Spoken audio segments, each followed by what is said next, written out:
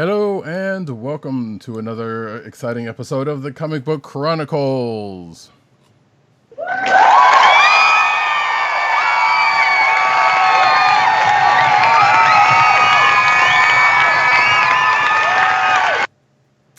I am your host, Roddykat, and you can find me at Roddykat on Twitter. You can also find me at News Nerds Need on Twitter. You can also find me at CBCaps on Instagram.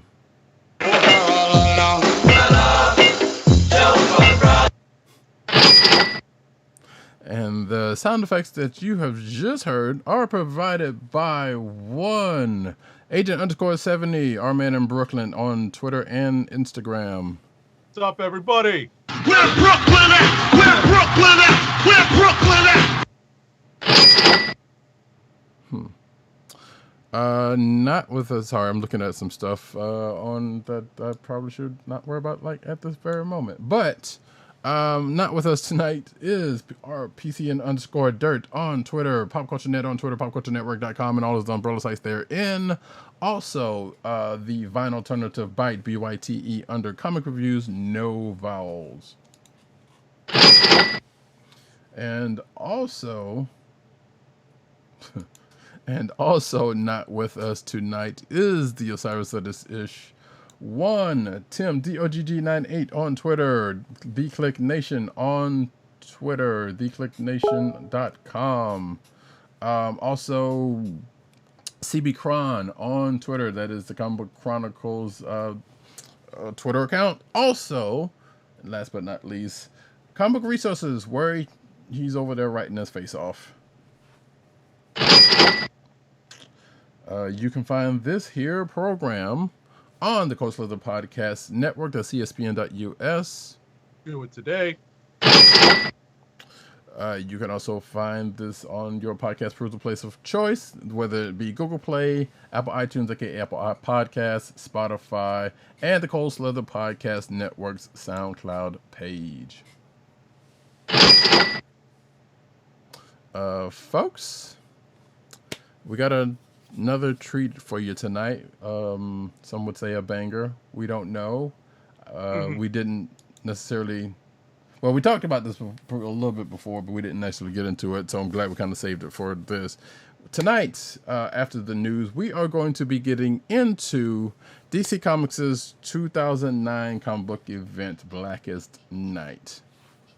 And I will probably do some... When we get to that point, I'll do probably a little bit more kind of forward introing into it, because there's some stuff that you probably need to know going into this thing if you plan on reading this fresh. Although Absolutely. I do plan on, I do say that if you should do that, there may be one or two things you might want to take into account. So then, and we'll get to that then. But first, we are going to get into the news.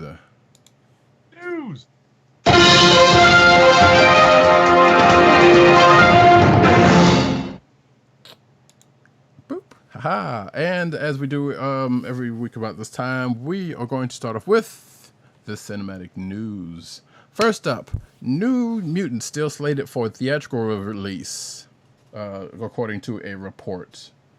So, it seems, according to the Hollywood Reporter, the last film in Fox's X-Men franchise will see a theatrical release. However, it is unclear when the film would hit theaters. While nearly all of Disney and Marvel's films have been rescheduled, New Mutants still does not have a premiere date.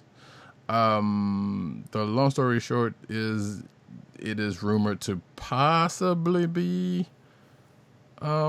it's, we've talked about this plenty of times. It's been changed and rearranged and don't know whether it's going to come out. And I believe the next... Sha-na-na-na-na-na. Exactly. I believe the current... Shout out to the Brady Bunch and Peter Brady when it's changed. He said change and rearrange. What else would Roddykat be alluding to if not that, right? I could also be talking about a Kwame song, but I actually didn't think about it up until you just said it. So, but it is all that. But yeah, so we do know Mutants is supposedly still coming. It is rumored to be like August or something like that. This article is not necessarily saying so much, but it has been, hopefully whenever they get it off the pot, or whenever things happen, we'll actually see New Mutants. Maybe it will be in August. Maybe it'll be this December. Who knows, folks? Anyway, next up. Next up, Marvel's Agents of S.H.I.E.L.D. returns for one final season this summer. And it's taking the chance to bring back a lot of classic actors and roles from across the history of the show. CBR is reporting that Patton Oswalt will be returning to Agents of S.H.I.E.L.D. for the upcoming final season of the series, potentially having a tie to his multiple characters from the previous seasons of the show. Right. That's cool. Yeah, I guess given that it looks like they're bringing back folks from Agent Carter, probably, and I think they're probably going back to the days when S.H.I.E.L.D. was started. It's probably going to be an ancestor of his character's mini brothers. Right. So according to what they're saying, so yeah, sure, why not? The MCU set decorator, Leslie Pope passes away at 65. Leslie Pope was well known for her set decorations on Spider-Man 3 and Avengers Endgame. Died this past Thursday. This past Wednesday, on the 10th. Well, according to the 10th. Let's see. According to Pope's longtime friend Trish Gallagher Glenn, Pope died in her home in Venice. She was recovering from a heart surgery procedure she underwent in February. A private service was held. So I guess this was on the 6th. So this was last Wednesday, not this Wednesday as of this recording. And she did a whole bunch of stuff. So, but like I said, the ones germane to the MCU in particular, or those two: Captain America, Winter Soldier, Ant-Man, Amazing Spider-Man, and just a whole bunch of other stuff. So condolences to her family. Next up. All right, next up in Star Wars news, Boba Fett is reportedly coming to The Mandalorian. When we last saw this mostly lame character, he'd been knocked into the Sarlacc pit on Tatooine, left for dead. Well, it seems he got out, Beskar, and he'll cross paths with a similar-looking bounty hunter. The Hollywood Reporter says that Boba Fett will make a brief appearance in The Mandalorian Season 2. That's the good news. The better news is that he'll reportedly be played by actor Temuera Morrison, who played Jango Fett in Attack of the Clones.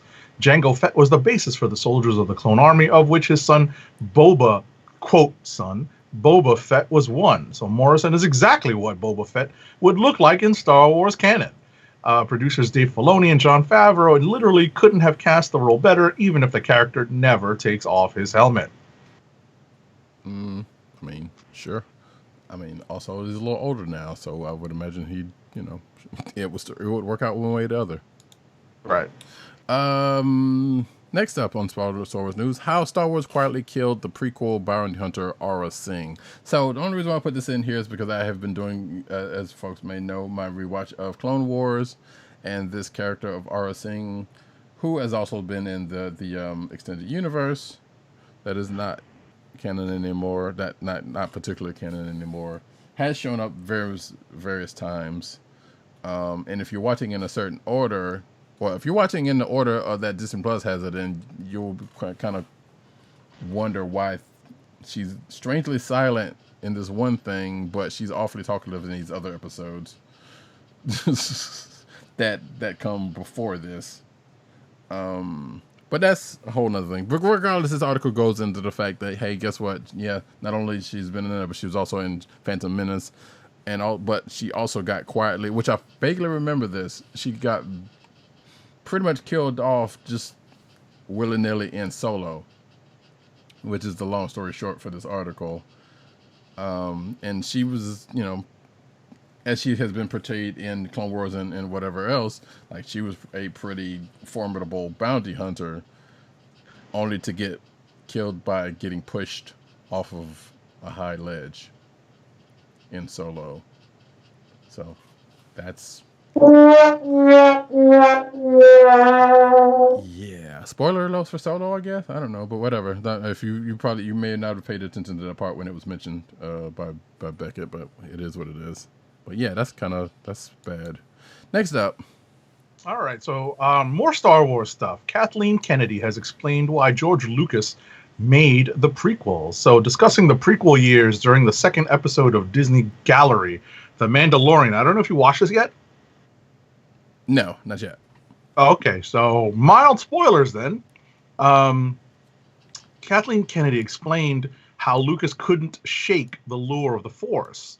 So, since she was around with the movies that were in between the original trilogy, which is the Indiana Jones movies, Kennedy says she doesn't think Lucas ever stopped thinking about whether he could do more Star Wars. And she thinks that what happened during Indiana Jones was that he was not on the floor directing. He was not necessarily in it because it was primarily Steven Spielberg.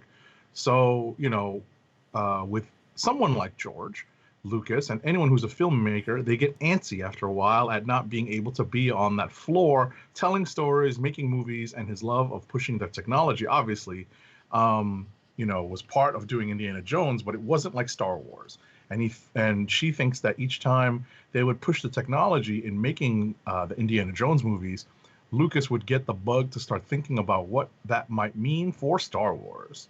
Okay. And as we have proven with the prequels, having great technology is great. Being able to tell actually a good story, probably just as important. Right. And doesn't necessarily mean he needed to do it without, by himself. Could have used a little bit more folks telling them, nah, let's not do this. But who's gonna do that to George Lucas? So, hey, prequels are what they are. That's all I can say. Next up, National Treasure TV series in development for Disney Plus. Now, you wonder why this is in here and it's not comic book news? Well, at some point it probably will be. But there are some National Treasure fans out there, I'm sure. How we do Fast and Furious stuff all the time, so why not? But yeah, apparently it seemed like Bruckheimer's working on a National Treasure TV show. And it also sounds like that National Treasure 3 is also still happening. Could possibly still happening, and maybe with Nicolas Cage, but I guess we'll see if any of that pans out. Next up, Matt Ryan explains Constantine's relationship with Lucifer on Legends of Tomorrow. During his brief cameo appearance on the CW's Arrowverse crossover event Crisis on Infinite Earths, it was revealed that Tom Ellis's Lucifer Morningstar actually had history with Matt Ryan's John Constantine. According to Ryan, who plays the Hellblazer as a series regular on the show, he and Ellis actually worked together to influence the script in a way that would better convey that familiarity. This is all an exclusive with CBR. Okay. Cool. Now bring Constantine back on air. Next up, Megan Rath to return as Brainy's female doppelganger in Supergirl. Supergirl is bringing a guest star back just in time for the season 5 finale. According to Brainy actor, see what it did there, Jesse Rath, his sister Megan Rath will reprise her role as his female doppelganger in episode 19, which will also serve as the season finale.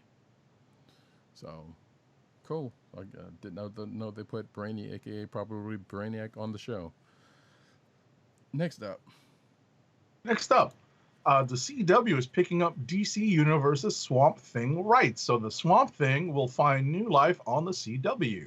Swamp Thing! You're finding life on the CW. Variety reports the network, which is home to Arrowverse shows like The Flash and Supergirl, has acquired broadcast rights to the DC Universe original series. This indicates Swamp Thing's first and only season will soon be able to air on the CW, so that's good. Glad that that's finally going to see the light of day on network television. Right. Or broadcast television, not necessarily network television. Right, yeah, more people get to see it outside of those who watched it on DC Universe. And I guess it gotta make sense because they got Stargirl coming out in, I guess, this next week or very soon as of this recording, and it's going to be in both places. So I guess it makes sense for them to do that, and maybe somebody will pick up Swamp Thing again by this. So cool. Speaking of DC Universe considering Titan spinoff, according to a report. With Titans being the DC Universe's biggest hit, DC Entertainment is reportedly thinking about potential spin-offs. Insiders believe that the DC streaming platform is fully committed to creating more content for at least the next few years. A former Digital Labs employee told Business Insider, quote unquote, "The feeling in the office is that DC Universe is going to be around for at least another year or two." They added, "There's commitment and funding." So, but yeah, then there's rumors around whether that is what was said then is actually the truth, because somebody else said it's like, yeah, they keep it around, but they want to keep it small. But this is hearsay also, so we still don't know what's going to happen with DC Universe, especially since HBO Max is going to be upon us in another week or two. And I guess we'll find out some point after that. Next up, HBO Max is going to launch on May 27th, and it's actually going to have in its launch lineup anime that comes from Crunchyroll, a streaming service that's also owned by Warner Media. I did not know that. In the Giants announcement, it said the platforms are teaming up to bring more dubbed and subtitled anime to fans across the U.S., and that it won't be a one-time deal. HBO Max is bringing more of Crunchyroll's offerings onto its service in the future. So, I found out, this is in regards to a conversation regarding HBO Max that we had, I believe, last week on last week's show. What I've found out relatively recently is that the few people who receive their internet and cable subscriptions through AT&T are the ones who are automatically getting HBO Max for free. They're getting free access because AT&T is the parent company of HBO. Right. So that's the group so far. And I think last week we had another story that had people getting HBO Max. I don't remember what provider. Yes, it mentioned what you just said, and I think it also mentioned like a couple other, like Comcast or somebody else. I can't remember right off the bat, but yeah, definitely. The people who are definitely getting it for free. I believe it was all. People who have Hulu with the HBO add-on. That's it. Thank you for remembering. Yes, so, just as a quick add-on to this, and another piece of commentary, I subscribe through my cable package to HBO, but I do not intend to immediately jump on HBO Max just yet. I'm going to wait and see what happens. Because you never know. We'll see what happens. Right. Yeah, I am actually debating getting, because I do not have HBO, and I'm debating getting HBO Max because it seems like the content that they're having, despite already having Crunchyroll, that's that one thing aside, but the HBO content that they have, and it sounds like they're doing, a la Disney Plus and DC Universe original content, so might be interesting. I actually did not jump onto Crunchyroll. We were discussing it. So I tried watching with commercials, and I wanted to scream.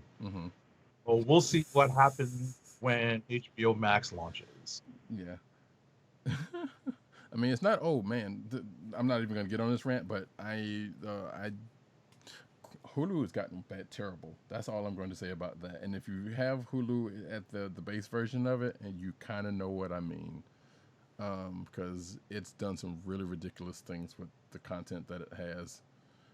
There's like commercials on Hulu. That's the problem. Well, no, it's not even just that. Like stuff that you used to be able to watch with that base service, like the $5.99 service, you can't. You have to get the Live Plus version to watch a lot of that stuff now.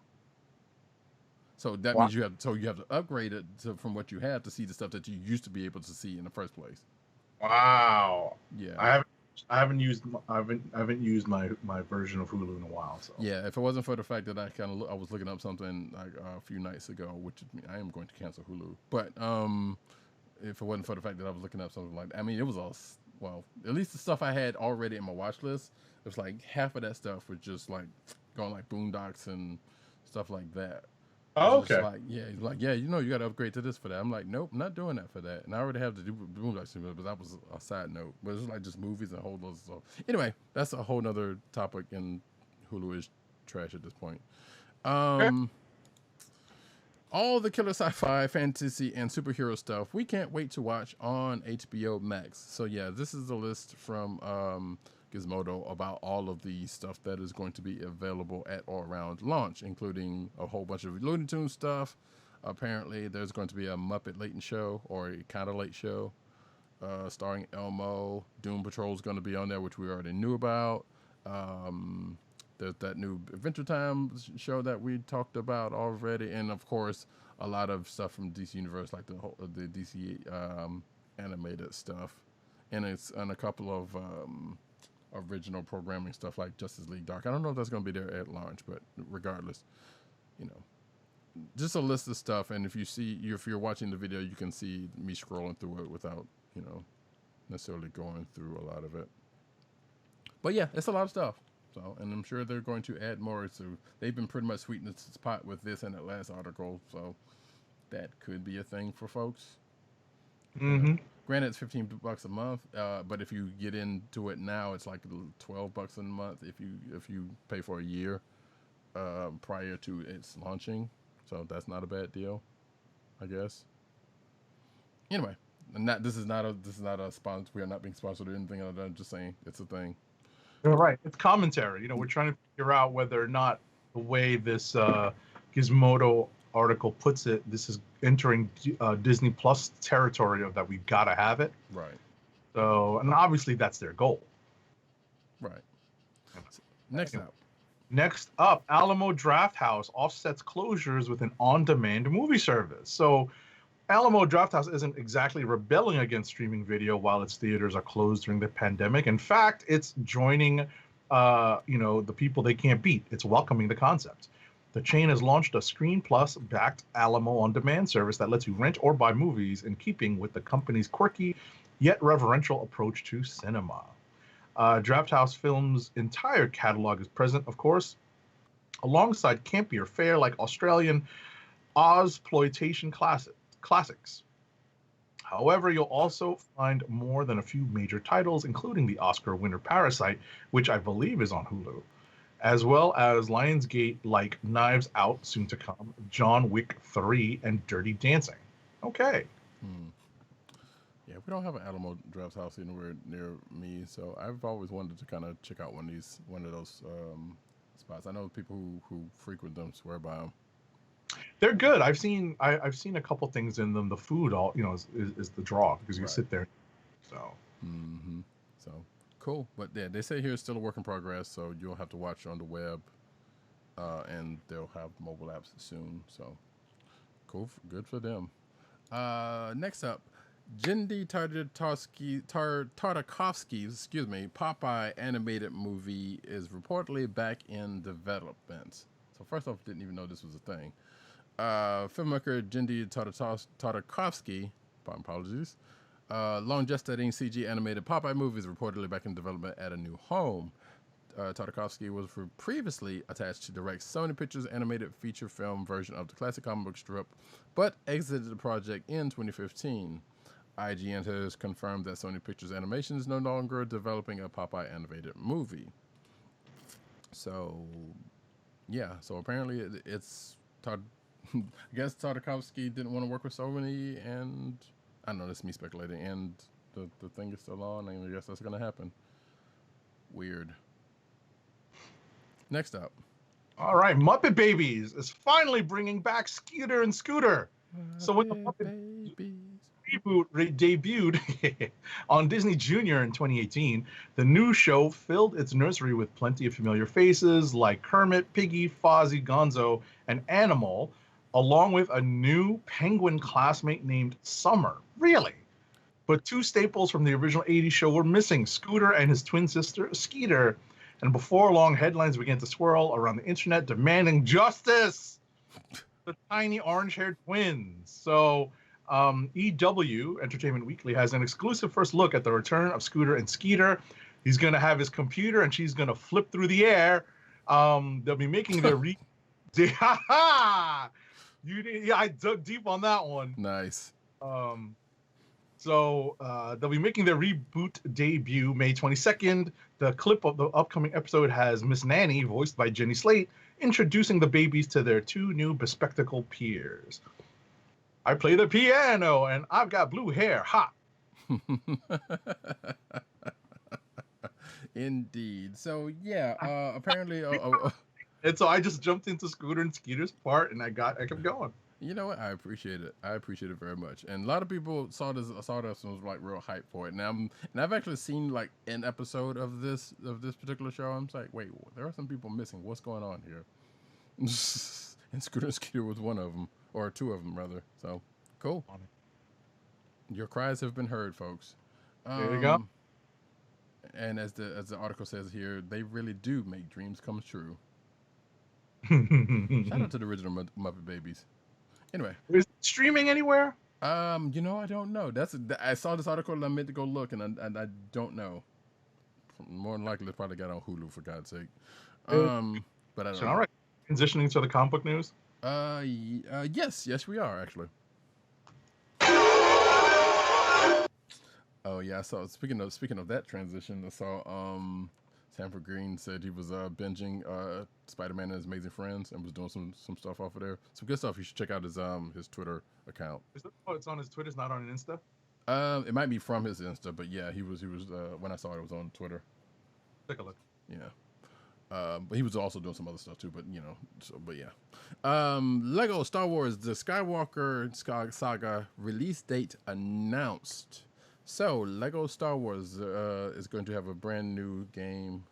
Well, that's relative. We all know how those Lego games go. Regardless, will be released on PS4, Xbox, Nintendo Switch, and PC on October 20th, 2020. That's a nice round number, isn't it? The release date was announced on This Week in Star Wars on the official Star Wars YouTube channel around 1:55, although no new details were revealed alongside it. So yes, there's a new Lego Star Wars game. It's called the Skywalker Saga. I assume it is going to, let me see if it says so here. There's not much else, but I assume it's just going to go through the whole up to the current trilogy, like throughout all 9 movies, because if it's called the Skywalker Saga, why not? Or they're going to do the last 3. I'm not sure if they bundled all the last 3 of them together. I know 2 of them out there. Regardless, let us move on to next. Next up, so Disney Star Wars Rise of the Resistance ride has now become an official virtual ride. So even after theme parks open up in the wake of the COVID-19 pandemic, who knows whether or not this is actually going to be available to you. So lots and lots of people still had not yet experienced, like myself, had not yet experienced what is probably Disney's most innovative and ambitious ride ever. I did watch YouTube videos, so I do know what is there, and I talked to people that did the ride and had no idea what they were doing, which is hysterical to me. Seriously, I had a relative, my cousin's daughter, tell me about it, and she was in the gunner seat, I think. Oh no, she was in the pilot seat, the right seat, and she was getting yelled at the whole time because she wasn't doing it correctly. Disney has now released its own virtual ride recreating Star Wars Rise of the Resistance. It gives you a great look at the ride, especially since it takes a 15+ minute experience and edits it down to 3 of the best minutes, spoilers and all. So this is something that you can find on it's on the Disney Parks YouTube channel. Okay, Disney Parks YouTube channel. Thank you. Yeah, and if it'll be in the show notes under this article, so you can check that out if you're so inclined. Which I haven't done it yet, but I will. Marvel adds Venom, Secret Wars, and more to free comic lineup. So yeah, Marvel Comics has released the list of free titles that will be available on Marvel Unlimited in May for fans stuck at home quarantining. Running from May 5th to June 2nd, the critically acclaimed runs featuring Marvel's premier superheroes can be found under the free comics landing screen in Marvel Unlimited. Included in free offerings are the first volume of Donny Cates' and Ryan Stegman's Venom, 2015-2016 Secret Wars, and much, much more. Out of those 2, I say yes, definitely read Secret Wars. that is a good. I mean, outside of the original, that is a good event. Yep. As we have talked about on this very show sometime at that time. Yes, it's been a while. What's that? It's been a while. Yeah, it has been a while. And I don't think we would have gone back to it while we are doing this stuff because, like I said, we'd already talked about it on the show. But I'm sure we would have, thought about it or something. I don't know. Either way, so y'all can check that out. But yeah, you can go check out. You don't need a subscription to Marvel Unlimited to check out that free stuff. So it's worth noting that it's out there. Mm-hmm. So go check it out. Next up. So, Marvel Comics announced this week that it's shutting down its Marvel digital comics shop at comicstore.marvel.com as of June 2nd. This is the website, marvel.com. According to Marvel customer support, after the closure, readers will still be able to purchase digital Marvel titles and access existing titles through the Marvel Comics app and through Comixology. This sounds to me like it's just consolidation. Mm-hmm. Yeah, pretty much. Like you can still buy the stuff. You can still buy this stuff through the app. You can still buy it from Comixology. This changes nothing except for them taking down the front door storefront. What I was going to add very quickly, hold on to that thought, is they're probably just doing it based off of traffic. They probably don't get that much traffic on the website. They get all their traffic through the apps. More than likely, yeah. Which makes total sense. I'm like, yeah, if nobody's using it, well, what's the point? Exactly. Diamond's May 20th return now official, and actually these next two are gonna coincide with each other. Friday, Diamond comic distributors made their resumption of operations official. May 20th has been moved from target dates to a first on sale date for their resumed distribution of comics. There is a full text on Diamond's that Diamond sent to direct market retailers, and I will not go into it, but basically, hey, go team, go! May 20th to come in. We're gonna be back up in here, which leads us to the next the next article. And I'll go ahead and take it. Diamond aims to rally industry with comeback plans for May 20th, and as you can see, this comic code inspired image here. If you're watching the video, it says our comeback will be bigger than our setback. Hashtag back the comeback. The North American comic book industry's biggest distributor, Diamond, is launching a Back the Comeback campaign, building up to its planned May 20th resumption of new comics delivery to direct market retailers. Quote unquote, I do believe our comeback will be bigger than our setback, Diamond Finder CEO Steve Geppi told Newsarama. Setbacks are always negative, but driving us now is the knowledge that our comeback will be awesome. I mean, let's face it, all they have to do is just start putting comics out there, and it's a win-win for them. So, that's me. That's just me. But there's a video, the following video apparently that has been shared by Diamond with Geppi talking up the Back the Comeback hashtag and calling on some of his industry friends to join in with hopes of making this viral. Ugh. It's that last part that makes me cringe a little. It's like, okay, why are we making this viral? You don't have to do that. Just put the comics out; they will come. So, what's coming out next week? I'm thinking there might be still coming that list that we talked about last week, before last. I think that might be still the case, but I don't know. I have yet to see something. I haven't seen anything yet that's kind of solidified what that's going to be. I think that list is out there, though. I just didn't. I don't remember seeing it and pulling it. Right. Well, I'm waiting for the Diamond website to load, so we're going to move on to more. Then circle back to that when I have more information. Mm-hmm. Dr. Fate's 80th anniversary is celebrated by comic creator on his own, writer-artist Dan Schade,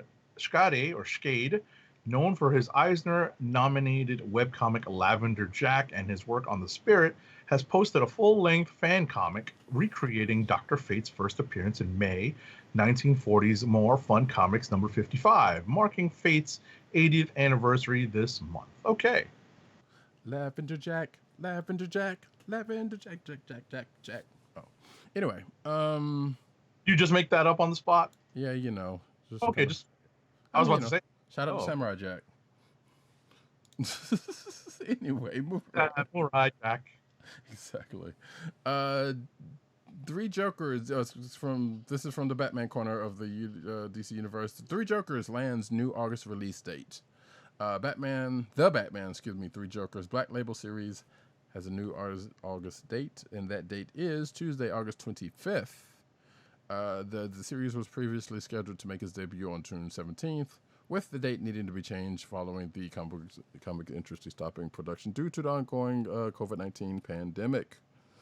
As more stores are finding ways to operate and service their customers, our release schedule is under constant review, as VP and Editor-in-Chief Bob Harris said in a statement. From placing orders to on sale, moving Batman 3 Jokers to August will enable more stores to order and sell this incredible story that Geoff Johns and Jason has crafted. AKA, hey, Geoff Johns is our golden boy, so we're going to make sure he gets his sales. That is me editorializing, not them, but it could be them. Next up. So I got the list of books that are out next week, May 20th. Okay. There are some Image books that are set to ship next week, including Birthright, Deadly Class, and Savage Dragon. Some Dark Horse comics. An IDW Star Wars Adventures, Clone Wars #1, and Dungeons and Dragons from IDW. Some DC comics out next week. No Marvel, because I don't think they were set to send anything out until May 27th, if I'm not mistaken. Right. So we've got a little bit of reprieve there. Dynamite's getting a couple books out there next week. So is Boom, and a couple of Zenoscope books as well. So good for them for getting some books out there to get some comic shops some income. Although they really won't come back with a vengeance until Marvel gets stuff out the following week. Yep.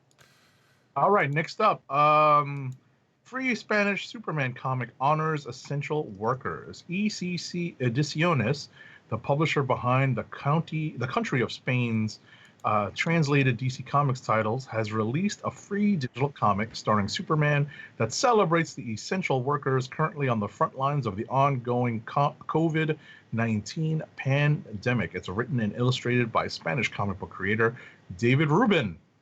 All right. It's a 4-page story, not counting the cover, title page, or credits page.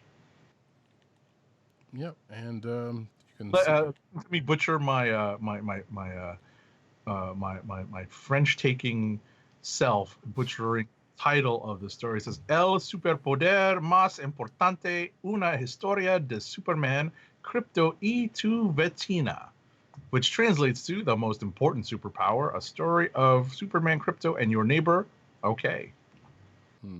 And you can see a couple of images from said story on the video. That's, hey, sometimes you should watch. Or you don't have to, but, hey. Come check out the videos every now and then. Next up, DC Universe reveals all new DC Universe rewards. I feel like we talked about this after the show last week, I believe, but I don't think we mentioned it on the show. Says, open to all fans, DC Universe launches a new rewards program, DC Universe Rewards, which features high-value collectibles and exclusive content. Exclusive items. The ultimate destination for DC fans. DC Universe has unveiled a new program. We're not going to go into all of that. But yeah, so I took a look at this last week. And as this article does say, like, fans can earn tokens and level up, quote unquote, simply by doing what they already love. Whether it's subscribers finishing a DC digital comic, watching an entire DC movie or a TV episode, or even non-subscribers and subscribers alike interacting with other fans on the community web boards. There are various opportunities for fans to accumulate tokens that can be redeemed for rewards. So all participants need to do is register for free on DC Universe and select the customized avatar. Then they can start earning tokens redeemable for rewards by navigating through the rewards program in the My DC section of DC Universe, or clicking and tapping on rewards in the menu. So, and yeah, this also goes through my. So, like, you can. I've seen some of the stuff. I should have pulled it up, but in fact, I could do that real quick. I mean, some of the stuff rewards is not bad. You just gotta run up to them because it's like, hey, you can get like a movie for 800 tokens, and then 100 tokens. well, yeah, and that's the thing. Like I've seen it, like I've seen stuff go for like, hey, 5 for reading this. Here's 5 tokens for reading this article. Here's 15 tokens for reading this comic book. Et cetera, et cetera. I don't, most of the stuff looks like, oh yeah, 10 tokens for watching like this one episode of Batman the Animated Series. So it's stuff like that. So it's going to take you a minute to kind of get there. And as you can see, I'm showing what it is. Now, here's the thing. This particular Aquaman Rebirth that is being shown right now, I actually read that, and I have not seen my tokens come from that yet. Now, I don't know if that's the thing on my end or what have you. Or if it's on their end and it's like, okay, this is going to accumulate by the end of the week, and then they'll give it to them, which is not normally how these things tend to go. Like even Marvel's own rewards thing is like, okay, hey, you do this thing, boop, it shows up in a minute or two.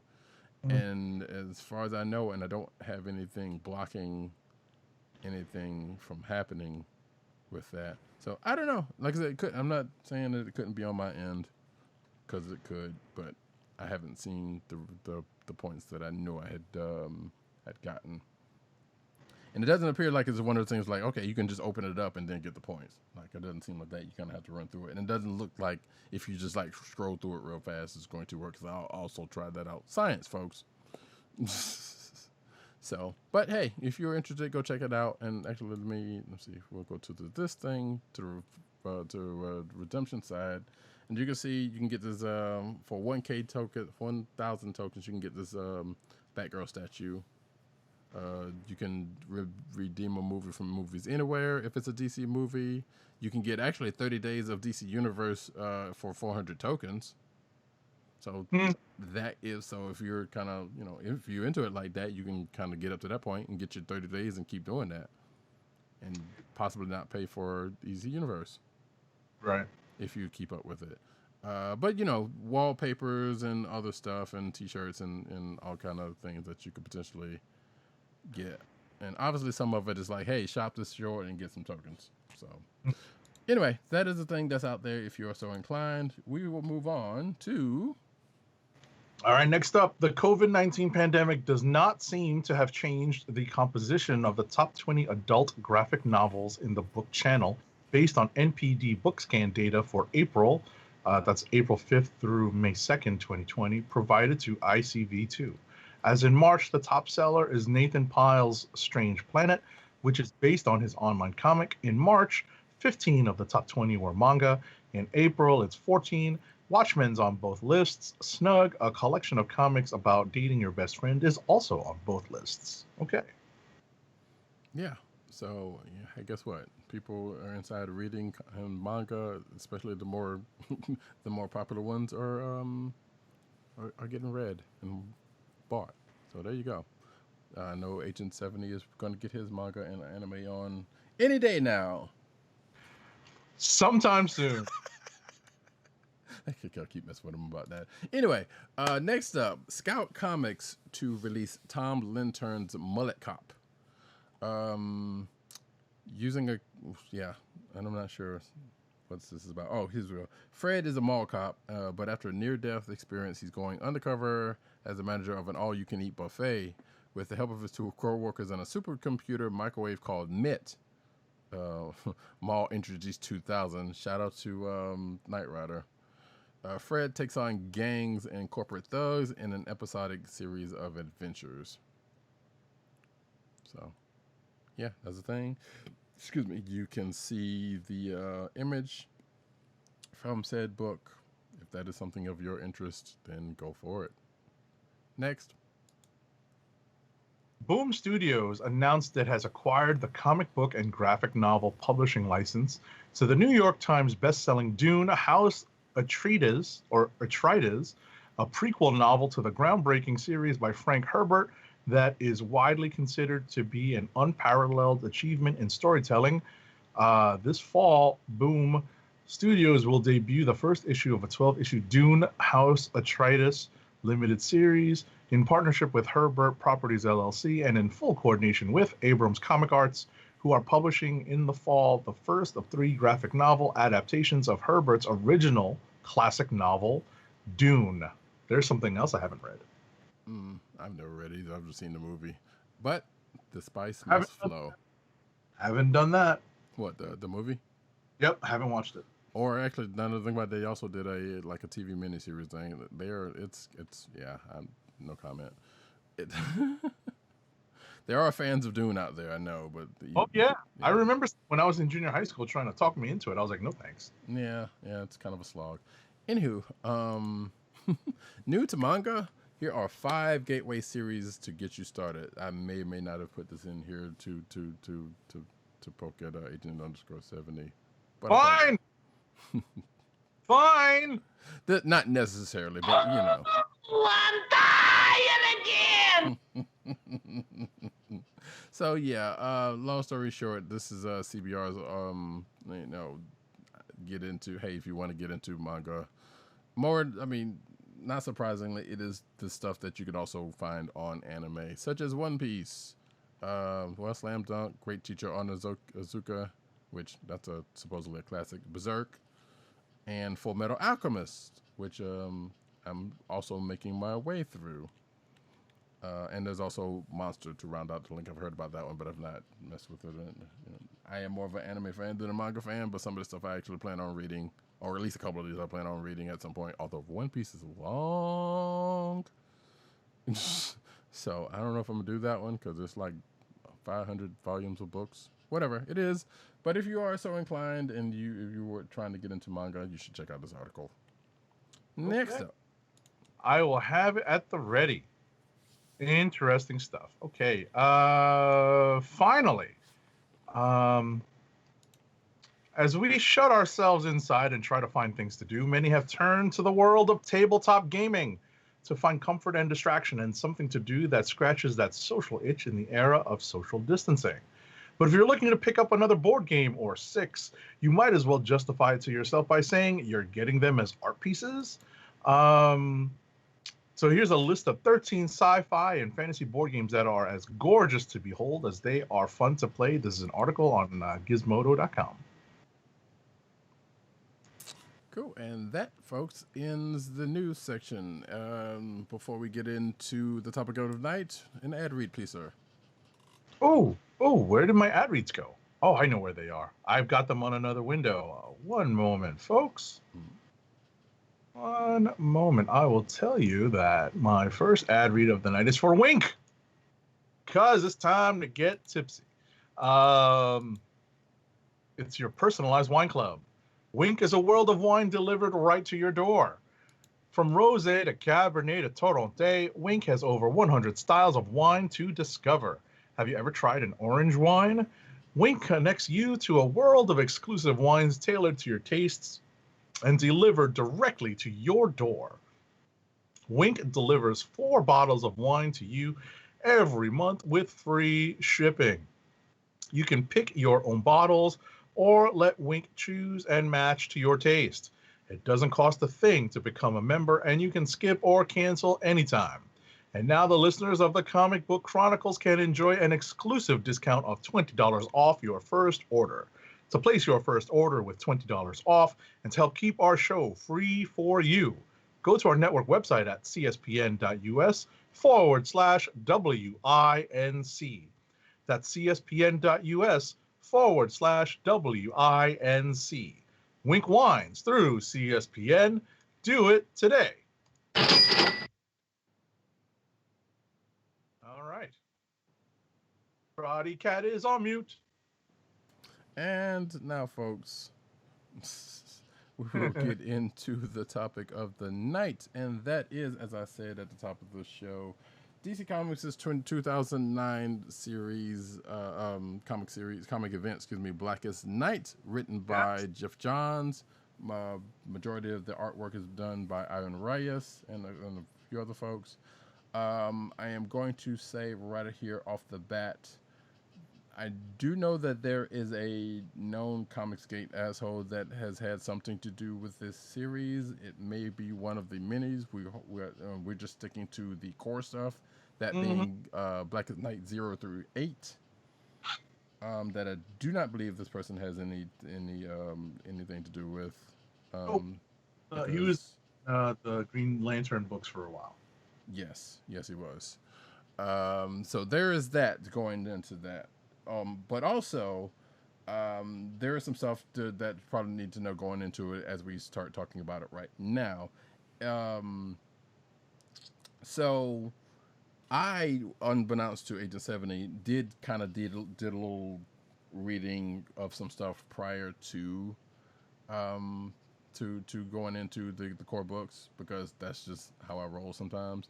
And that being books like Titan number 15 from 2008, and the Black Knight Tales of the Core, which actually came out in 2009, which probably in the reading order, or at least the reading order I saw, um, kind of comes like 1 2 issues come in first. But basically, what all that is the Tales of the Core are basically just like backstory on various members of the Spectrum, and with profiles of the various Lantern Corps spectrums they're in. So if you like me, whose DC knowledge is a little lacking, that's something probably to check out before going into this, because at least you get a little bit more insight into that. Also, this takes place after a number of events, not also including Crisis on Infinite Earths, because a lot of stuff gets talked about, such as Identity Crisis, which I really kind of wish we had read prior to this, but it is what it is. Not just because it's a great event, but this event calls back to it quite heavily in a couple of different places. All right, I was going to say hold on to your next thought. I just wanted to add that in conversation with PCN underscore Dirt, as he was telling us what his family, he had some plans tonight that would probably not allow him to join our show this week to talk about Blackest Night, but he did mention that in his reread, he also really didn't remember that this followed almost directly on the heels of Identity Crisis. So, it's not our fault because No, it's not. No. we didn't know any better.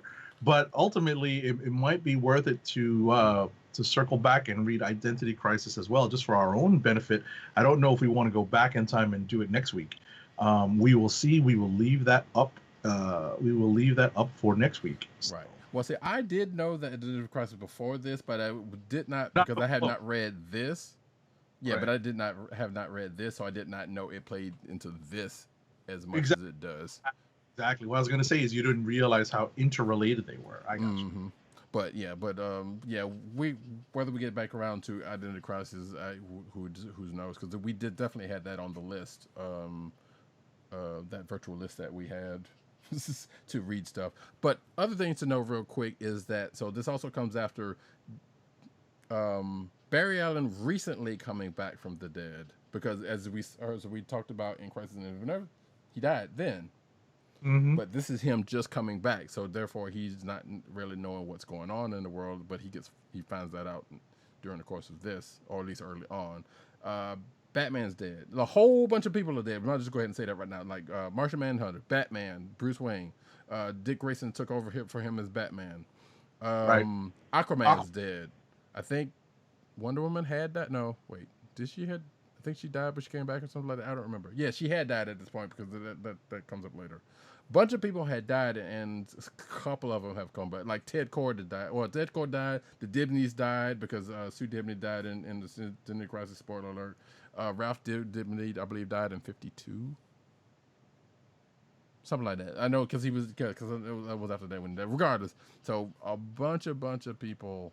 All right. I was going to say, for someone who, hold on to your thought, as someone who is not all that familiar with so many of those characters, I wish I had this on rapid fire. Who?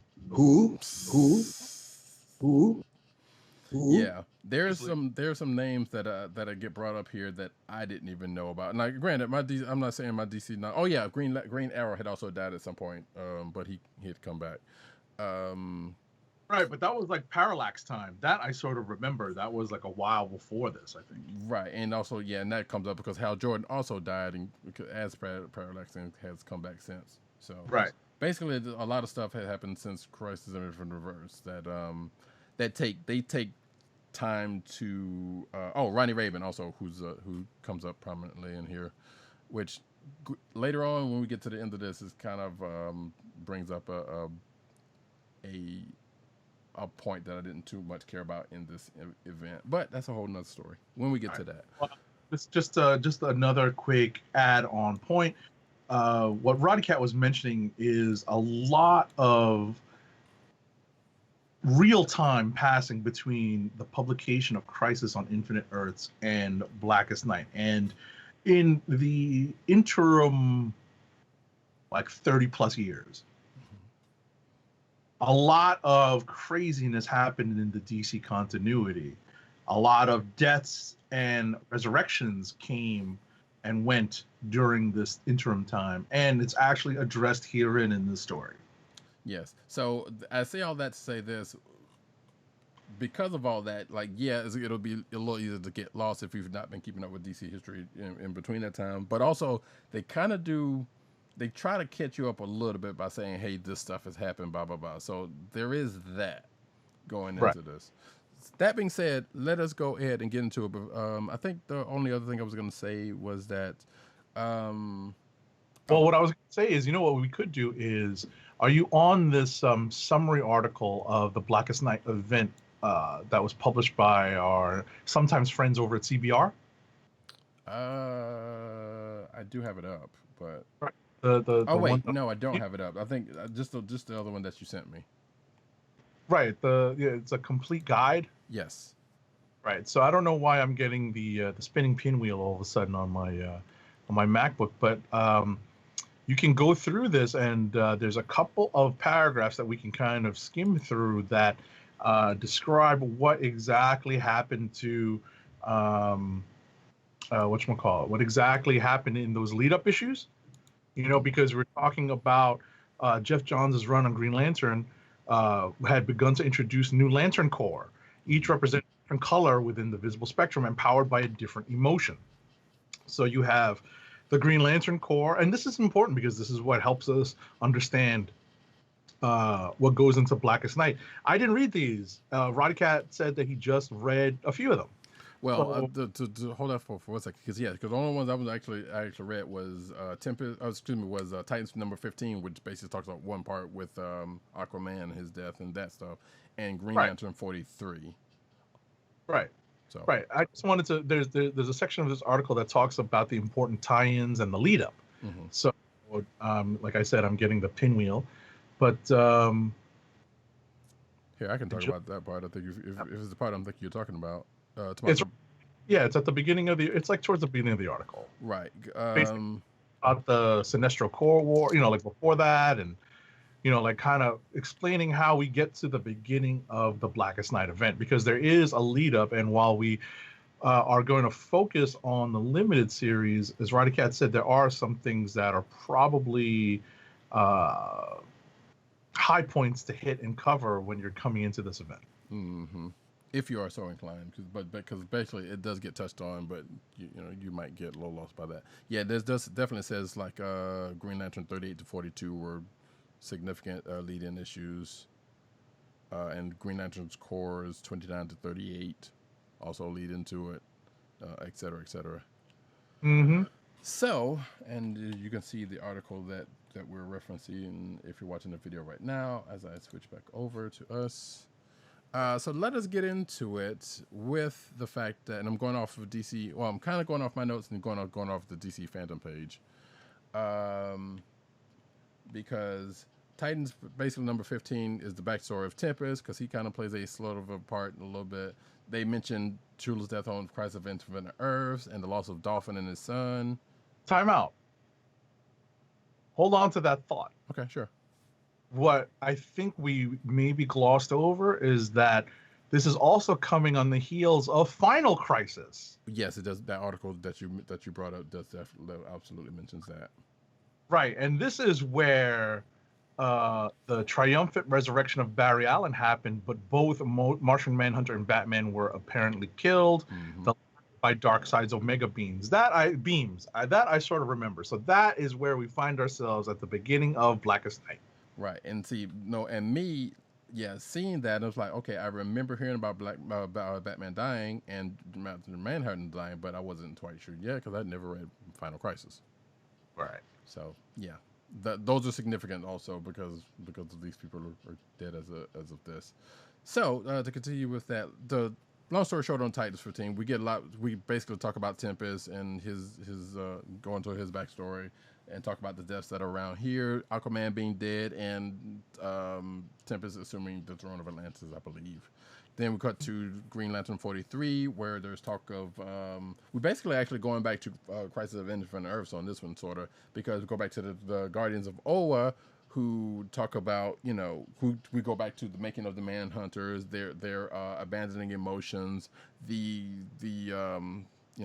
bringing up the starting of the Green Lantern Corps, and I guess subsequently the other spectrum at some point in time kind of get brought up in this. But we also get the prophecy of the Book of Oa that is talking about Blackest Night, that warns of the dangers of allowing folks to harness the power of the emotional spectrum.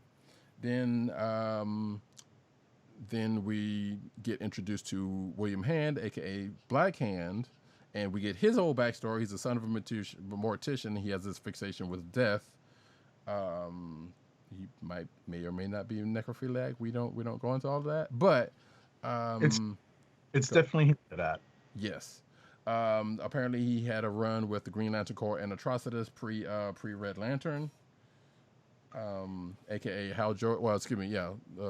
Atrocitus ended up being a Red Lantern later. Actually, probably as of this. Now that I think about it, but they cut to earlier. Actually, probably prior to this, but. When the backstory happens, this was before he became a Red Lantern, and he's fighting Hal Jordan and Sinestro, who was still a Green Lantern at the time. He gets this cosmic divining rod, which is like a cosmic control rod, and that's where he starts becoming a supervillain, going up against Green Lantern. I know none of this, but some other people don't either. And he kills his family during the course of during the course of Green Lantern 43. Then we cut to Blackest Night 0. Okay. Which is the kind of it's the start of this, but it's actually whatever there. There's some mention of ROYGBIV. If you don't know what it is, look it up. The color strip spectrum. Hal Jordan is at Bruce Wayne's burial site. Again, we've already talked about what that's about. Recently returned Barry Allen zips in and they continue talking about it. They talk about, Barry's death. I mean, Barry's funeral as opposed to Hal's funeral, because this is coming off of Hal Jordan dying because he was paralyzed and trying to restart the world. I believe that was that 0 Hour. Anyway, it was one of those events. Because again, there's been multiple events that happened since then, and multiple people dying, as we said earlier. So this is the part right here that kind of got me. Hal starts mentioning something that the current Robin said, who was Tim Drake at the time, and just mentions his name off freely. Again, this is right after Identity Crisis, so there's probably a reason for that.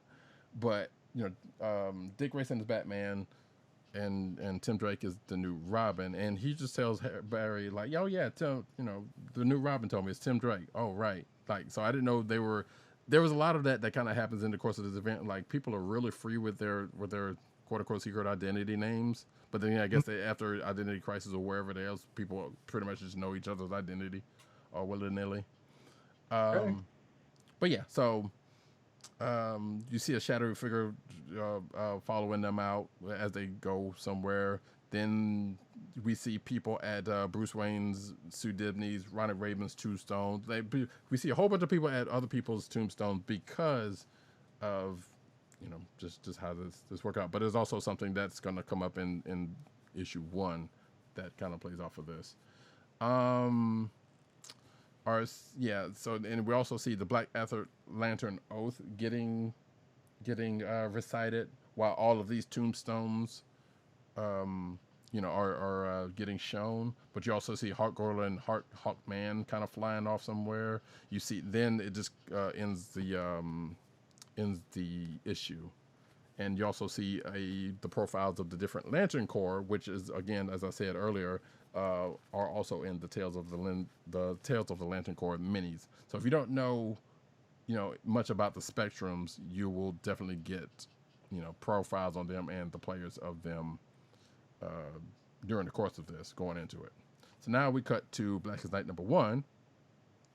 If you want to go ahead and take that. All right. I'm just flipping to my copy of Blackest Night #1. All right. So we basically come right off of the ending of the Zero issue where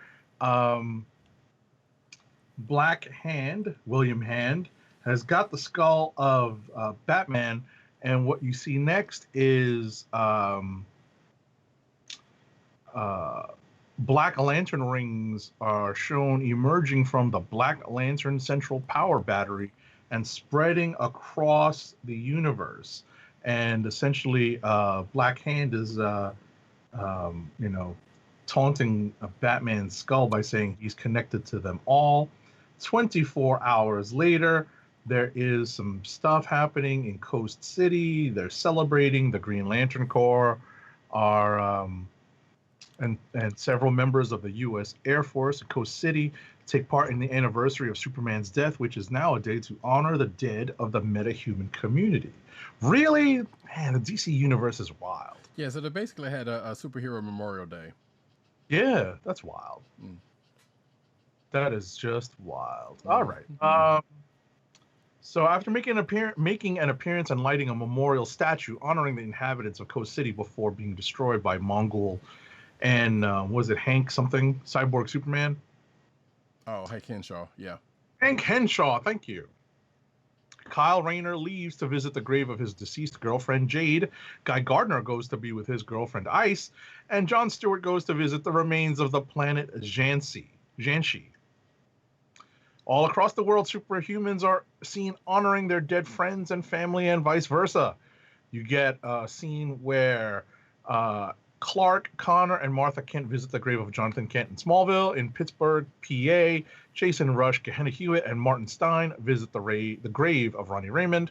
And Gehenna notices that even though it is raining, all the plant life in the cemetery is dying. Where is my sound effect? You see... At Titan's Tower, Cassie Sands, Mark Bart Allen, Victor Stone, Coriander, Holly Granger, Rachel Roth, Brian Markov, and Wendy honor the graves of Marvin and Tara Markov. And we also get a scene, it's funny, where the Rogues gather at their own secret cemetery to honor the graves of Roscoe Dillon, Lisa Snart, and Digger Harkness. At Valhalla, that's wild. They call it Valhalla National Cemetery. This is really... so striking as a primarily Marvel reader that actually exists in the DC universe, that they've had enough superheroes die that they actually set up a Memorial Day for superheroes, and they have a Valhalla National Cemetery for them. Yeah, we have long said that DC's history is really crazy. It's wild. And what's funny about this, and just hold on to that thought before I finish this this summary of what's going on here. What we get is like the difference between the two universes, and it's touched upon in like JLA Avengers, and how the way Busiek basically writes into the story that the two universes treat the superheroes very, very differently. And it's just like I said, as a primarily Marvel reader, it's very jarring to see some of these things, some of these story concepts in the DC universe, such as a national cemetery for superheroes. So you get a bunch of them gathered at the graves of a bunch of dead heroes. And, we get, I didn't know Damage's face was messed up at this point. We also get a scene of Mira and Garth standing over the grave of Aquaman in Amnesty Bay. Right. Oh, wait, hold on. I just thought about something. Before you go any further, it's worth noting, because I know there are people who are familiar with the most current version of Damage. This is not that. This is the previous version of Damage, who is a totally different character. And the son of some So I think son of the original Adam or something like that. I can't remember. Either way. And again, Who? so, Right. yeah, so we get the Blackest Night beginning. So, in Gotham City, Alfred Pennyworth makes his way to the graves of Bruce, Martha, and Thomas Wayne and discovers that the Black Hand has raided Bruce's grave and goes to alert the Justice League. So, after all of the Valhalla National Cemetery, or whatever the hell this superhero thing is called, what they call it, the holiday. Oh, they didn't call it anything. I called it the Superhero Memorial Day, but because I know it was basically the day that Superman died fighting Doomsday, but I don't remember if they had a specific day name. I thought they might have, but I don't remember it.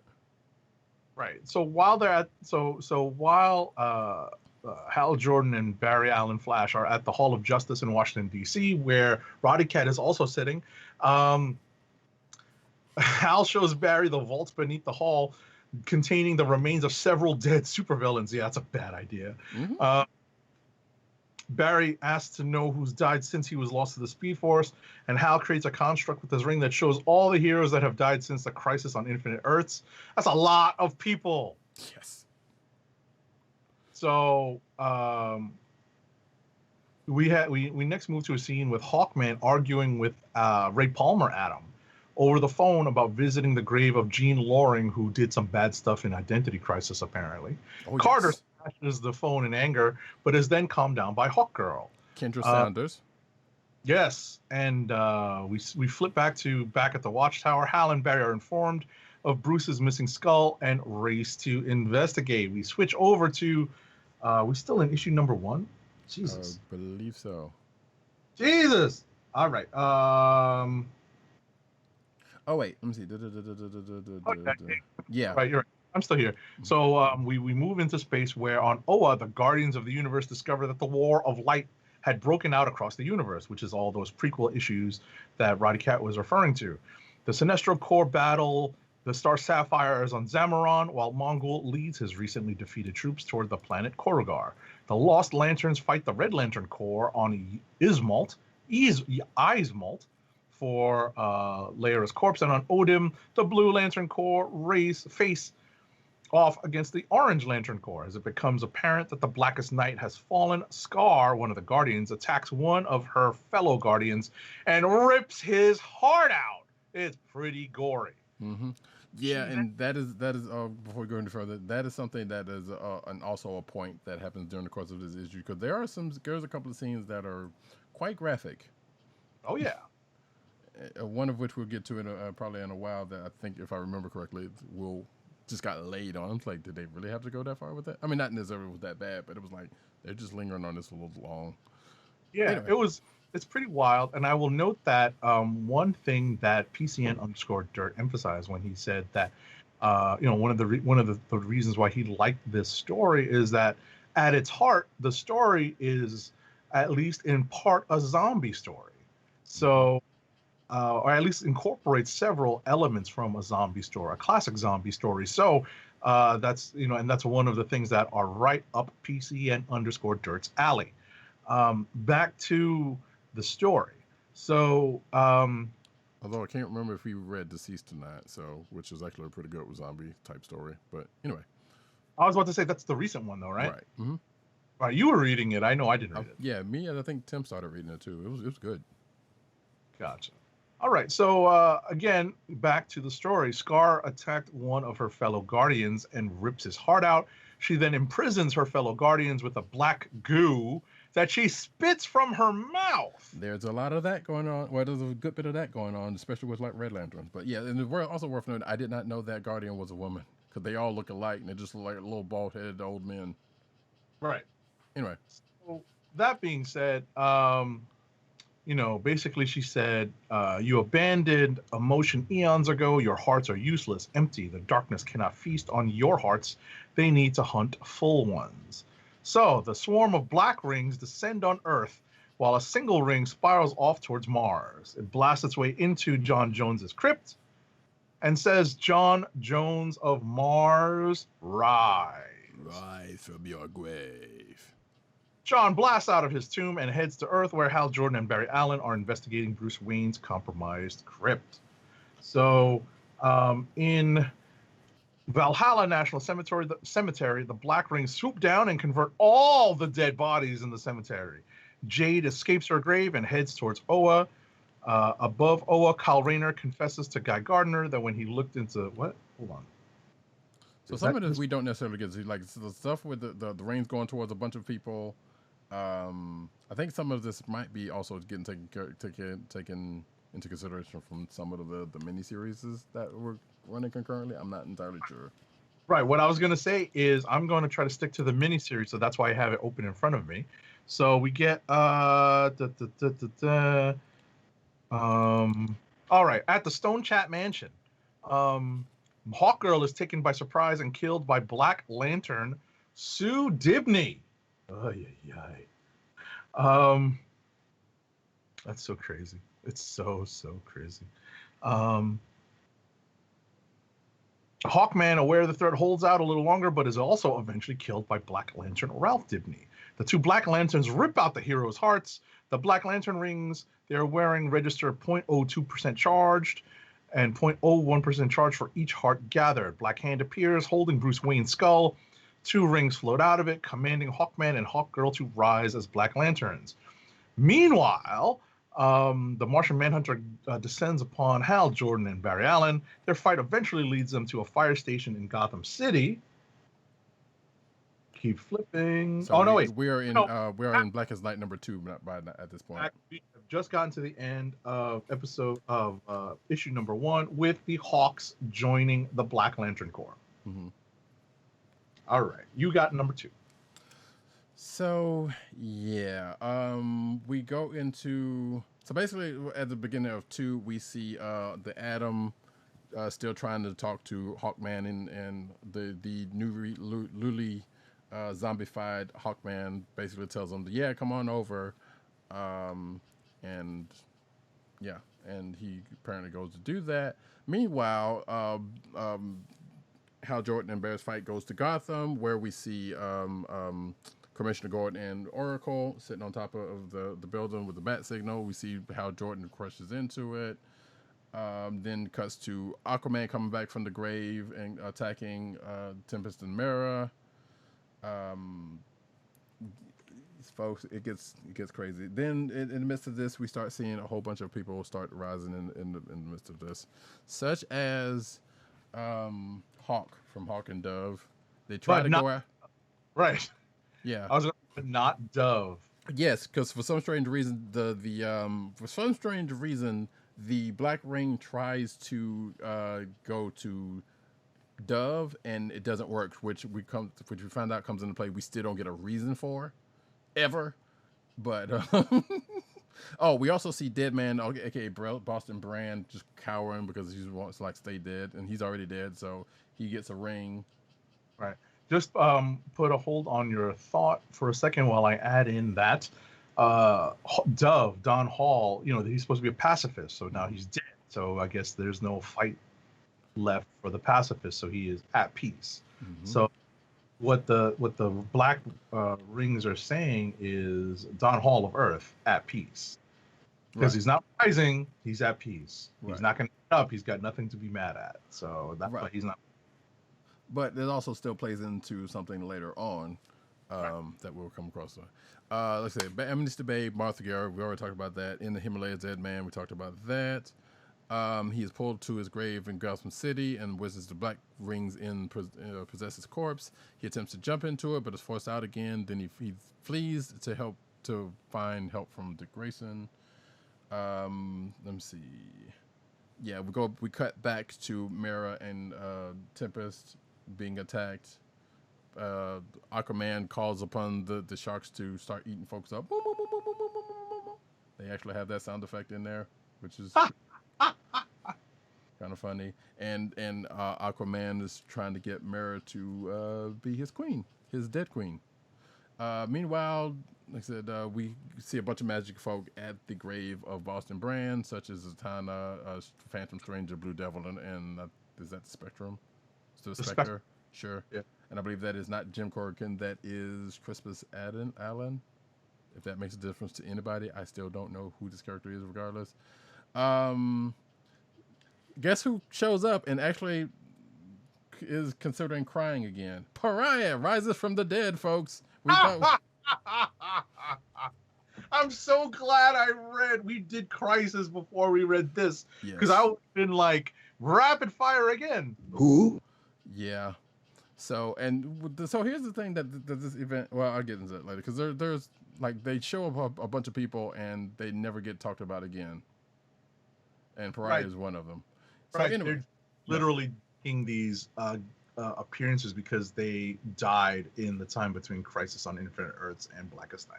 Right, but they mentioned some people who actually also died, but also didn't show up in any significant form or on the outside of being mentioned either. So anyway, we cut to that. The Spectre gets taken over by a black ring, and then we cut back to Gotham City where the Flash and Black Lantern, Martian Manhunter, I don't know a short term for that one, are still kind of going at it, but there was a plan that was in effect in this part. So we're basically cutting back and forth between the different battles between Aquaman, Mera, and Tempest, and Hal Jordan, Barry, and Martian Manhunter. But in one of these scenarios, somebody dies, aka Tempest, and he gets taken over by a black ring. Mera runs away because it's the situation's gotten unattainable. Then we cut back to the Gotham City fight where the Flash is running around in circles like he tends to do, mixes up something, and Hal Jordan throws a police car at John Jones because guess what? His weakness is fire, and guess what doesn't work? That fire. Then we see a Black Lantern ring fly towards Abin Sur, aka the original Green Lantern that gave Hal his ring, or that passed on to his ring, whatever. Which again, I don't remember we seeing that either, because we see the ring go up to him, but I don't think he even shows back up. Or he does show back up, but not in any significant form, I should say. So now at the end of issue 2, we see John Jones, Black Lantern, and the Hawks, the Dibneys, and Firestorm all coming after Barry and Hal. Right. I wanted to note that prior to the show, PCN_Dirt mentioned that, and I read this in another article as well, that what a lot of people liked about this series is that the heroes that were at the forefront of the story were not Batman, Superman, or Wonder Woman. True. They were some of the quote-unquote B-list characters that people would not necessarily base their collections around. So it's it's definitely high point in the history of these characters and for the fandom of these characters. So matter of fact, one of those transitions to that point doesn't necessarily comes in at one significant point and then just disappears again for reasons. But we'll get to that. Right. All right. So Blackest Night number 3. Looking for here we go. So Blackest Night number 3 finds us back in Gotham City with Hal Jordan and the Flash continuing to battle against the quote unquote Black Lantern Justice League. And it's really not going badly. The Atom does come and give them some hint as to what's going on with inside the power rings. It gives us a hint as to what might be going on. We actually open with I'm looking for a summary of this. We find Jason Rush and Johanna. Yeah, I was gonna say these characters who I am not familiar with. We actually open with these two characters who at one point were Firestorm. They are at this point. They are Firestorm. At this point, yes, in history. Mm-hmm. Gotcha. No idea who these people are. So, I knew who Jason Rush was because I think he's kind of the template for the Arrowverse version, and I knew I had read about it because I had read about a little bit of history of Firestorm for some reason in passing. Right. So they actually these two characters, once we separate from the Atom and Flash and Hal Jordan Green Lantern. These two, the joined up Firestorm, head to DC and the Justice League of America headquarters to follow a distress call that is Aquaman's signal. And it turns out that Mira is the person who cast that signal. We flip backwards to the battle of the Black Justice League and Flash, GL, and the Atom, and we finally see another group of Lanterns join this particular battle. It is the Blue Lanterns, and all you get out of them is a knock. No, oh no, it's Indigo. Indigo Lanterns. Yeah, exactly. I was just reading that. The Indigo Lanterns. Indigo One and Monk of the Indigo Tribe arrive and help halt the advance of the Black Lanterns. They tell the heroes that they need a Green Lantern to recruit the heads of the other Green Lantern Lantern Corps in order to create the white light necessary to destroy the Black Lanterns. Like I said, knock. But we also find out that the Indigo Tribe can actually communicate normally when they want to, when we wish to, Green Lantern. That's what she says. Mm-hmm. So basically, we get some background given by Indigo One on all of the history that we described at the beginning. We also get a lot of what's the term? Exposition between these, like right after that exchange, when we figure out when Hal Jordan and Barry Allen figure out what their plan of attack is and what they actually need to do. Right. All right, let's see here. Monk teleports to Oa to help the Green Lantern Corps. Indigo One and Hal teleport to Zamaron, where they convince Carol and Sinestro to help fight the Black Lantern Corps. This is happening off screen, not in the miniseries proper. What does happen in the miniseries proper, which made me very angry, is that when Hal and Indigo One teleport away, the Flash, Mira, and the Atom are left to battle the Black Justice League, and Firestorm, Black Lantern Firestorm, kills the Asian lady, which really made me annoyed. So I was and that is a point that kind of no wait hold on. Not only so here's what happens with that. Not only that happened, but DC has had an issue with what is now termed as fridging. Oh yes. And that was also mentioned in issue 1, I believe, because of Kyle's history with his girlfriend that ended up dying during this. Right. They actually say that. Right. Oh, sorry. They actually say that she was folded into the refrigerator. Yes, and that's what actual text. In this case, yes, that exactly is what happened. In this case, Ronnie Raven, Black Lantern Ronnie Raven, basically splits Jason and Gehenna apart, and then goes after her and turns her into salt, like she was like this was Sodom and Gomorrah. Unbelievable. And also, in trying to save her, Jason gets folded into Ronnie Raymond Firestorm, which means he's in the back seat.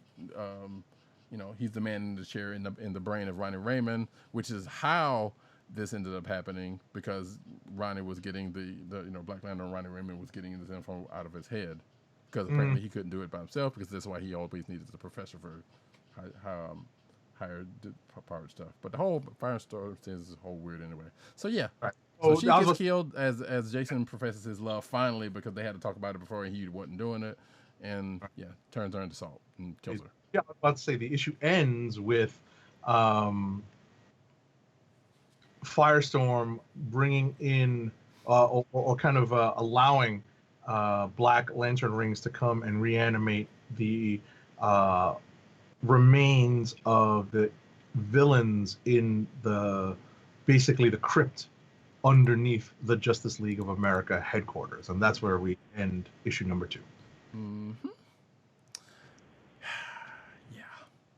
So, issue number 4, we start seeing a bunch of the battles that are still taking place. Oh, yeah, I'm sorry. Oh my God, we're moving through this. Okay. Yeah. Well, I mean, so the safest thing you could say about this event, it does move pretty fast.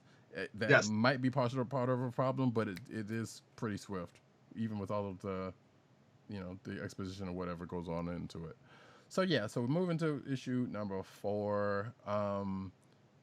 Yeah, Flash gets attacked by the whole crew of Lantern folk, or Flash, Mira, and Adam. Adam gets the idea to shrink them down and sends them through the telephone to 911 services so they can get away. Jason tries to take over the firestorm, the driver's seat of the firestorm, and kind of warns them about stuff before that happens. But then Ronnie Raymond gets it back. Like I said, they get away. We cut to folks like Scarecrow, for some odd reason, and we see, I guess, Black Lantern Azrael wrecking havoc in Gotham. We cut back to Lex Luthor, who gets a call from the calculator, and he's like, nope, this is every man for himself, so we're done here. I'm taking care of myself. And Luthor looking at a wall of all the dead people he screwed over, which is probably going to come over into play in a little bit. Flash basically goes to rally the troops, and he basically tells Mara and Adam, you are Superman and Wonder Woman now. Because because Mara's like, hey, we need to get Superman and Wonder Woman, who do come into play later on, but, whatever. He's like, no, you're them. We need to rally the Justice League, get everybody together. I'm going to go and be Paul Revere and tell everybody what's what so they can be all on the same page. And everybody goes and do their thing. We cut back to Manhattan where... I thought... Yeah. Hold the thought. The exchange I liked from this particular sequence was the Flash, is off doing his Paul Revere thing, and Mira turns to the Atom and says, if I'm Wonder Woman and you're Superman, what's that make him? Referring to Flash. And I'm like, he's the Flash. Right. That's exactly what Ray Palmer says. Right. It's like, he's the Flash. And it almost like you could say, duh. Yeah, I thought that was a kind of a weird exchange right there. I was like, well, come on, what do you think? So, and obviously, the Barry's been, some would say the heart of the Justice League at various points.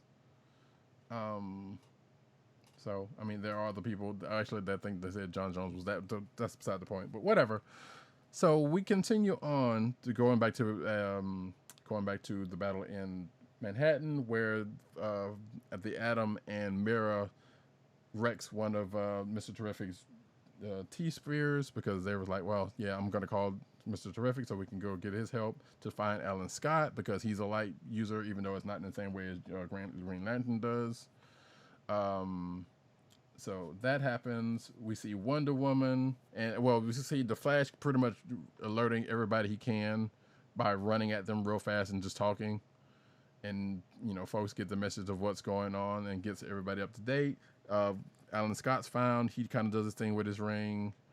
Mara's like, look, we can do something. And she kind of steps up and does the thing. And Damage, who is there at the time, is kind of scared, and Adam kind of talks to him. But then Damage's dead dad, as in Black Lantern form, shows up and fights folks. Excuse me. And there's a fight between father and son. Adam tries to break it up by basically doing the Thanos maneuver, some would say.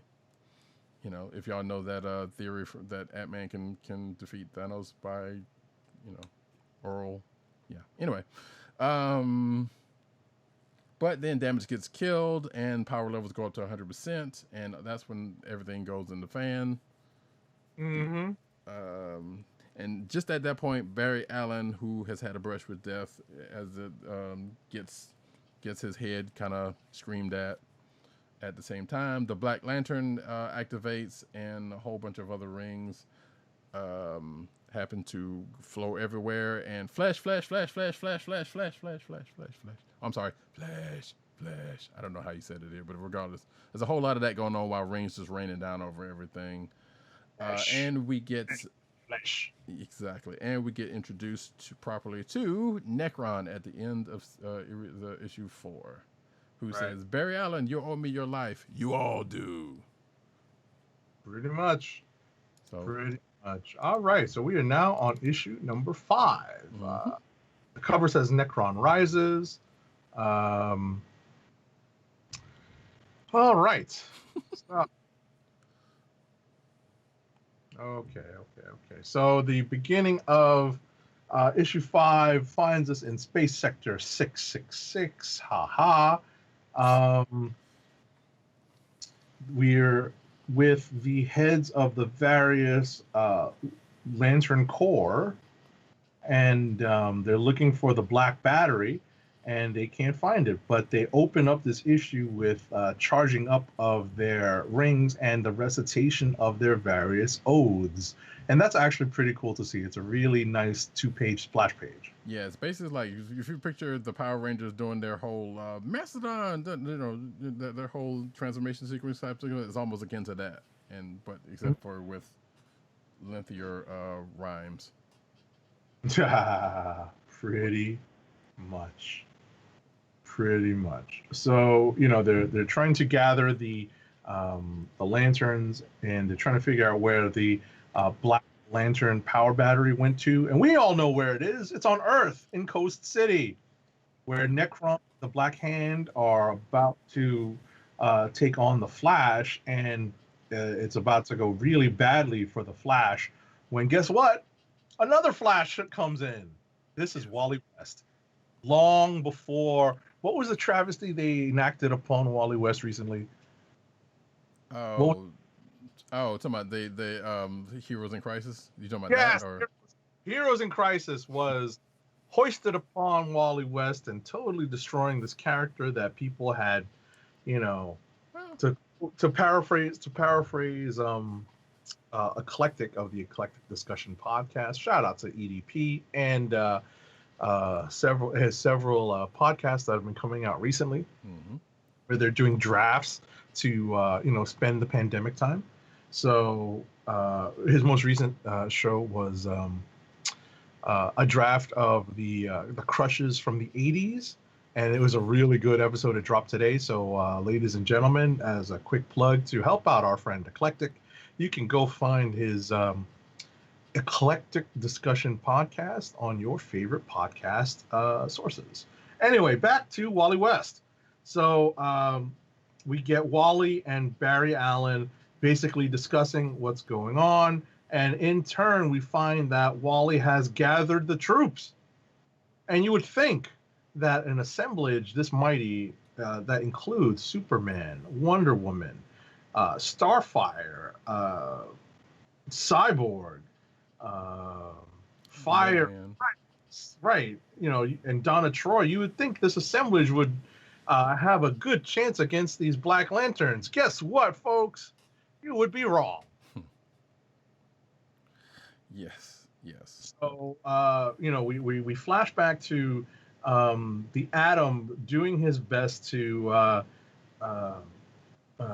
deal with, and Mira to deal with their group of, I guess it was the Black Lantern Justice League. And there's a funny part here where I think it's Black Lantern Jean Loring. Yes. Makes a Little Mermaid reference. Under the sea, under the sea. We flash right back to the that assemblage of heroes that Wally West had assembled, and we find that the female Dove has a specific effect upon the Black Lanterns, the reanimated. And it's a pretty unique one where her light is so bright that she basically incinerates any Black Lanterns around her. But obviously, I was about to say they can't use her on a wide for a wide effect. Right. It's very, she can, because basically hers is, and if they're really close to her, she touches them basically. And still, they have never. They still have never covered why that is, except for that whole thing with Don Hall, I suppose. Right. So back to the story, we get the Flashes and Impulse, or Kid Flash at this point, I believe, trying to free the Guardians, but then the Scar, I think, is the biting guardian from issue 1 or 2. Tries to take out Wally, but then the various heads of the Lantern Corps arrive and blast her really, really hardcore. And if I'm not mistaken, Larfleeze tries to take her, and basically he, this is the Orange Lantern, the avarice, who wants everything. He's greedy. But then the rest of the lanterns basically blow Scar to kingdom come, no pun intended. Yes. And we get the Lantern Corps, the various Lantern Corps combining their powers. With your powers combined, they're not creating Captain Planet. They are trying to blow up the Black Lantern, whatchamacallit? Battery, right. And guess what? It doesn't happen. Again, we get flesh, Black Lantern rings flying around. They're seeking specific characters, though. Who are they seeking? They are seeking the characters who recently died and came back. One actually goes to the grave of Batman and raises allegedly Batman. One also, Black Rings go to Wonder Woman, Superman, Superboy, Green Arrow, Oliver Queen, and basically the command that Necron gives is die, and they all become Black Lanterns. In the interim, though, and there's a hint as to what is actually the state of Black Lantern Batman. Apparently, Black Lantern Batman is the character who had such a connection to all of these characters that had previously died and arisen. Necron basically takes Batman, Black Lantern Batman off the board, claiming that he had served his purpose. Right. Next, you were saying? No, go ahead.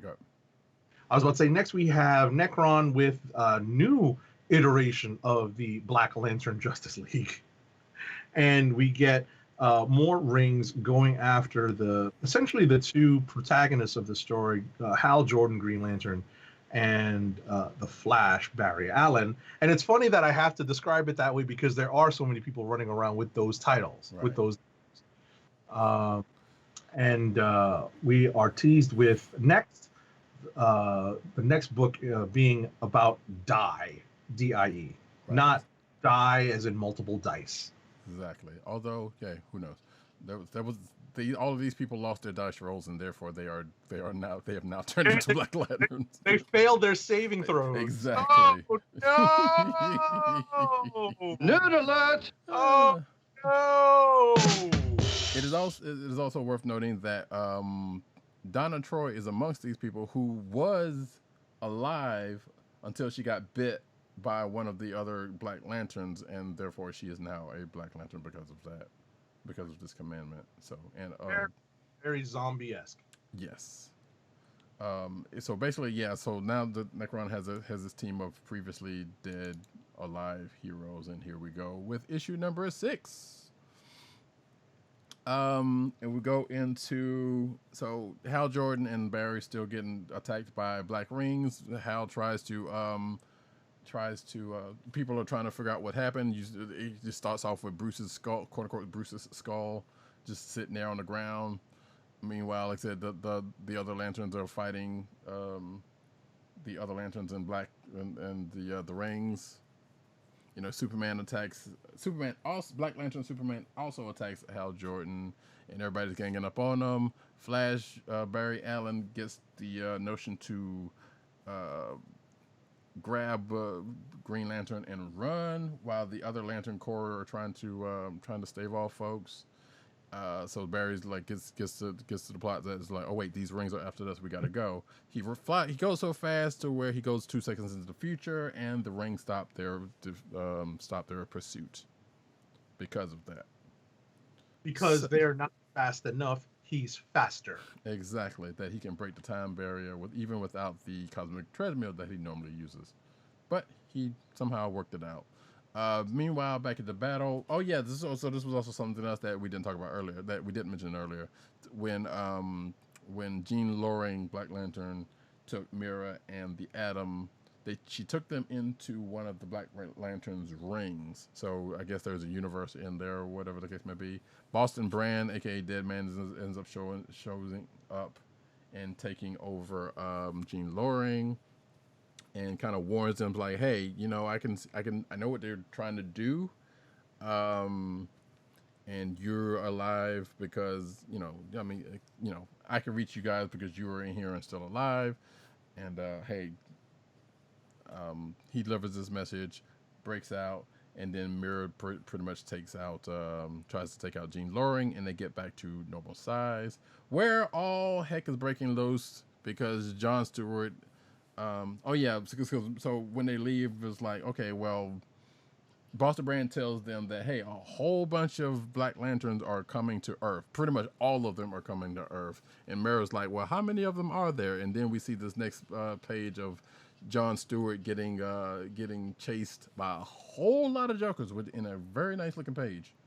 By a whole bunch of them come to Earth, and he's like, "Hey, this is Jon Stewart. You got more people come to the party." Mara takes on Black Lantern Wonder Woman, which is kind of a fight I kind of want to see. Actually, I don't know if that actually ever happened. But then we cut back to the Sinestro fighting, and then we get one of the Guardians basically saying, "Hey, I can duplicate your ring, so I can use it now." And I think it also goes into the fact that, hey, guess what? Not only can I do this to your rings, but I can make it so that y'all didn't know about this, but I can make it so that your rings can deputize someone else for 24 hours until he basically co-ops all of their rings and gets other people's in each form.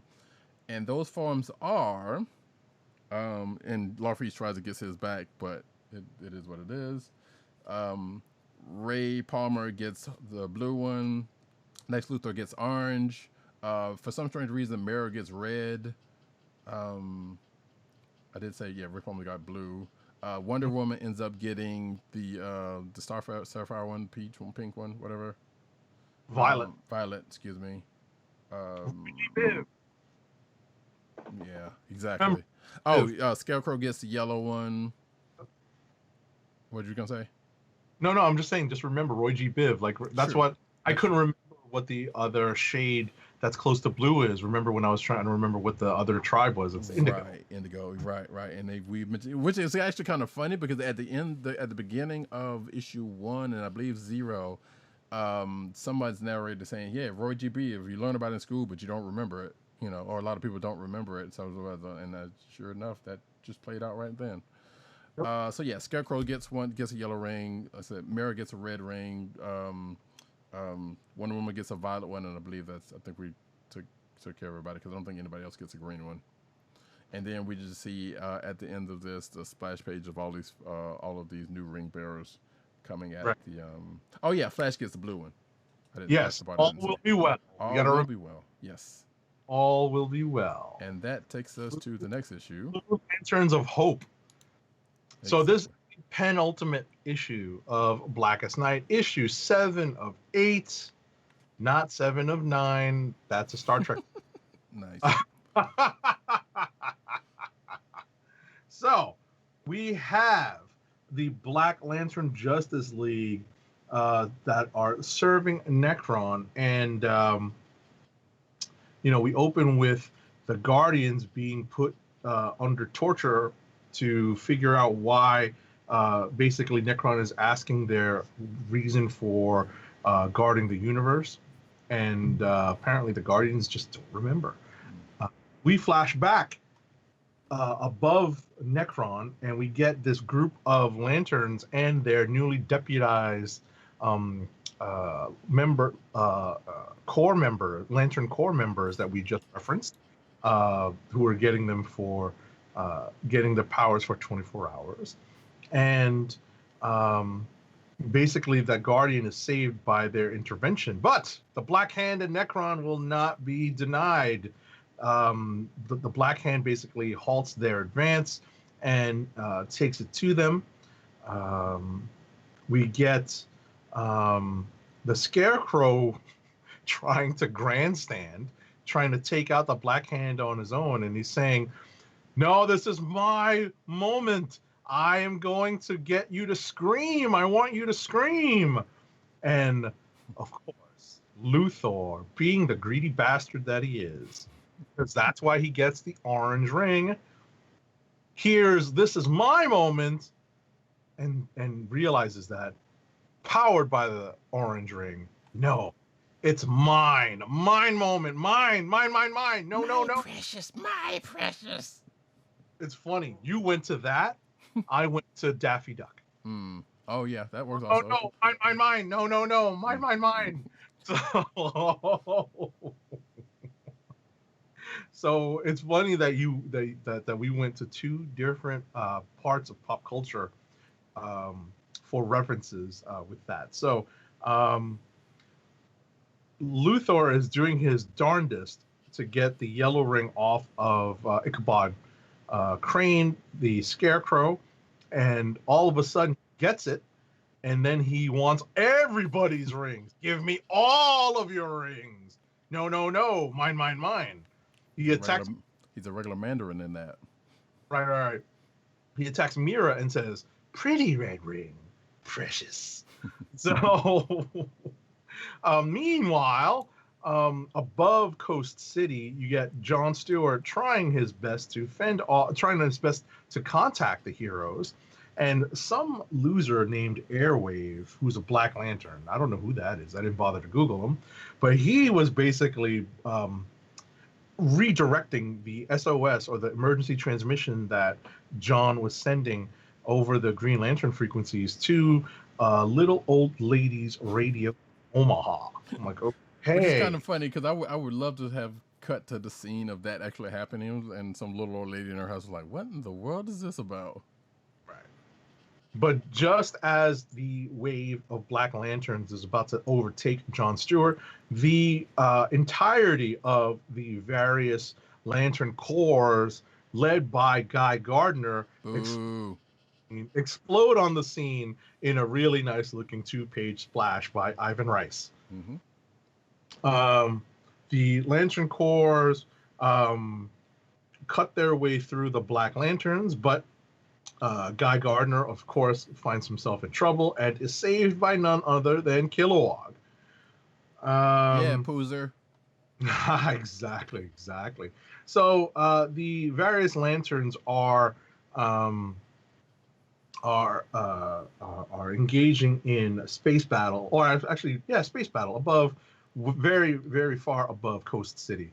Meanwhile, we flash back to where Necron and is battling, and the Black Hand are battling against the assembled heroes, and Dove is trying to use her effect in a way to damage the Black Lantern battery, and she tries to do it, but she isn't as successful as she wants to be. But we find out that there is someone trapped inside the Black Lantern battery. Channeling his best, Eric Andre. Eric Andre? Yeah, I'll show you later. Oh, okay. I was about to say, it's, I'm not 100% sure what I'm thinking when I read "Let Me Out." Yes, the people who know about that, I mean, it's basically going to the reverse of that. Because Eric Grounder is like, let me in, and I'll just reverse it for this person who found out who it is and been a minute. Gotcha. So we flash back to we flash to the various lanterns trying to take down Lex Luthor, because of course he's going to be a problem with a power ring. Necron kills the Guardian that he was torturing earlier. But they're supposed to be mortal, so that part kind of was weird. Right. Well, basically, they're using them for power. Mm-hmm. Black Hand takes the heart of that Guardian and uses that to basically ask something to rise from underneath Coast City. And what we find is there is a white light entity living or having been underneath Coast City. And Necron does his best to kill it. Mm-hmm. And Hal Jordan knows who this entity is, or what this entity is. Seems like. Right. Well, the Guardians know. That's the thing. Ganthet is the one that tells. It's the entity, and Hal says the entity, and Ganthet basically explains that the entity is the living light bestowed upon this universe that triggered existence itself. Now, here's where we get into some Judeo-Christianness. The Guardians may be the oldest living beings, but life did not begin on our world. Life began on Earth. We bury this fact to keep the entity protected. And at learning this, Sinestro loses his, pardon my French, shit. Yes. Literally loses his shit. Well, not literally, but yes. Sinestro is just like, yo, you did all this stuff, including making up lies about Abensur, his best friend, to protect the lie that Oa is where life began, and Sinestro's just had it. Necron is still chopping away at the entity. And one of the funniest turnabouts, man. This is a funny turnabout. In one of the funniest turnabouts, Hal Jordan's like, oh, snap. Why isn't the entity doing anything? Well, actually, no, the Flash says this. Blue Lantern Flash says, why isn't the entity fighting back against Necron? And Hal Jordan says, that's it. The entity, it's like Parallax and Ion, a living power, and Necron dug it up for us. It just needs a pilot. And Hal streaks towards the entity, but wait!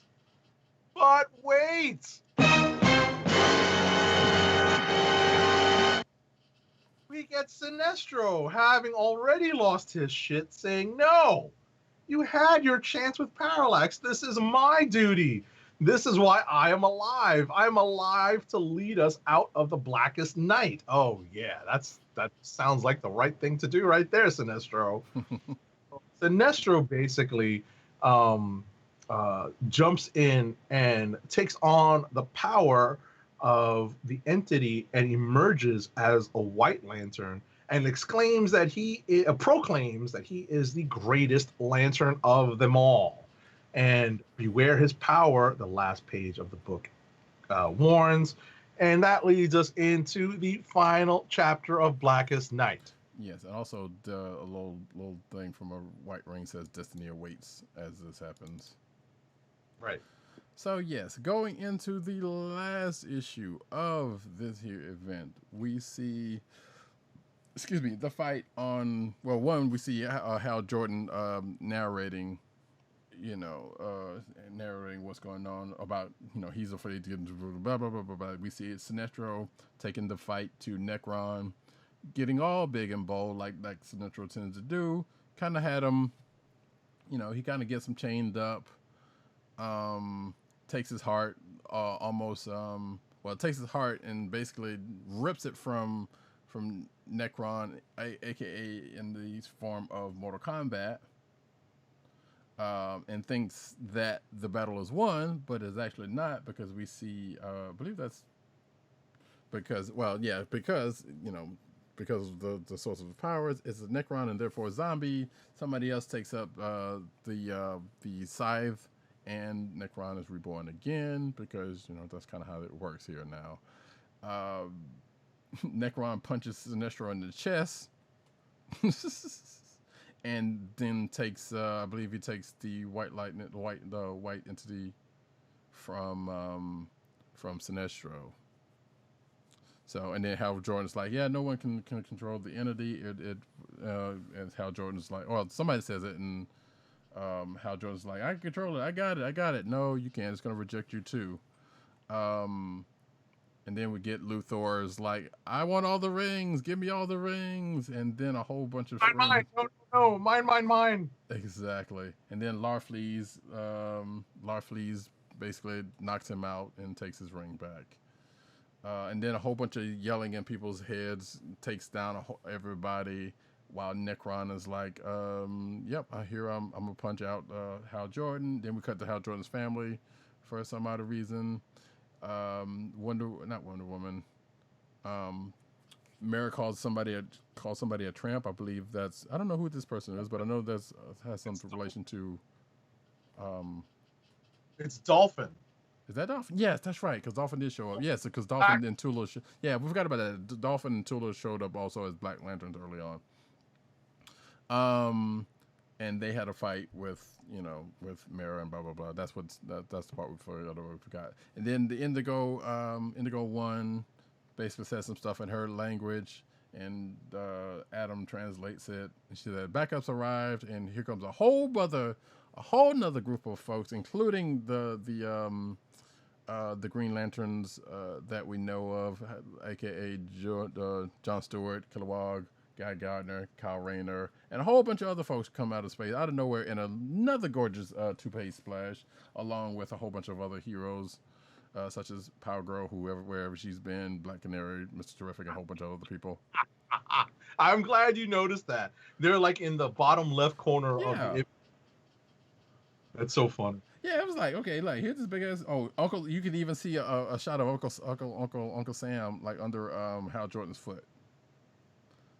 Like that's how detailed this joint is. Like, okay, this is a bunch of people, and obviously, Starfire, the rest of the Titans, and a whole bunch of stuff, a bunch of lanterns of various other spectrums. But it's a gorgeous splash, and you also see all of the lanterns come together and taking on, concentrating on Necron, trying to take him down, which doesn't exactly work.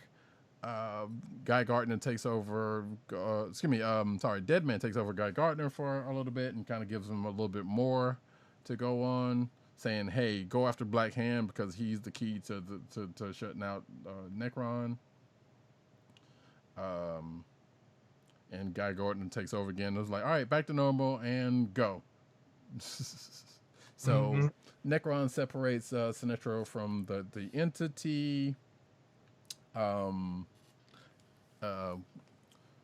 think they start to get like, okay, Hal Jordan's like, okay, you want to take credit for giving back to life? No, you didn't do it. We did it. So he dives into the entity, severs the connection to the black rings of all the recently Black Lantern folks who have died and been reborn, and turns them all into the White Lantern Corps. So, and here's where it starts to get kind of crazy. It's a little wonky at this point. Yes, because we're heading to the end of the issue. So, like everybody who had died previously before this event and came back and have been turned into Black Lanterns are now White Lanterns at this point, and they take out Necron, and then the light ends up doing something to Black Hand, and the command live, just like was given a couple an issue ago with Necron, was given to Black Hand. He keels over and starts vomiting, and then a White Lantern ring ends up going towards the battery. It burns and goes into the battery and releases, folks. Wait.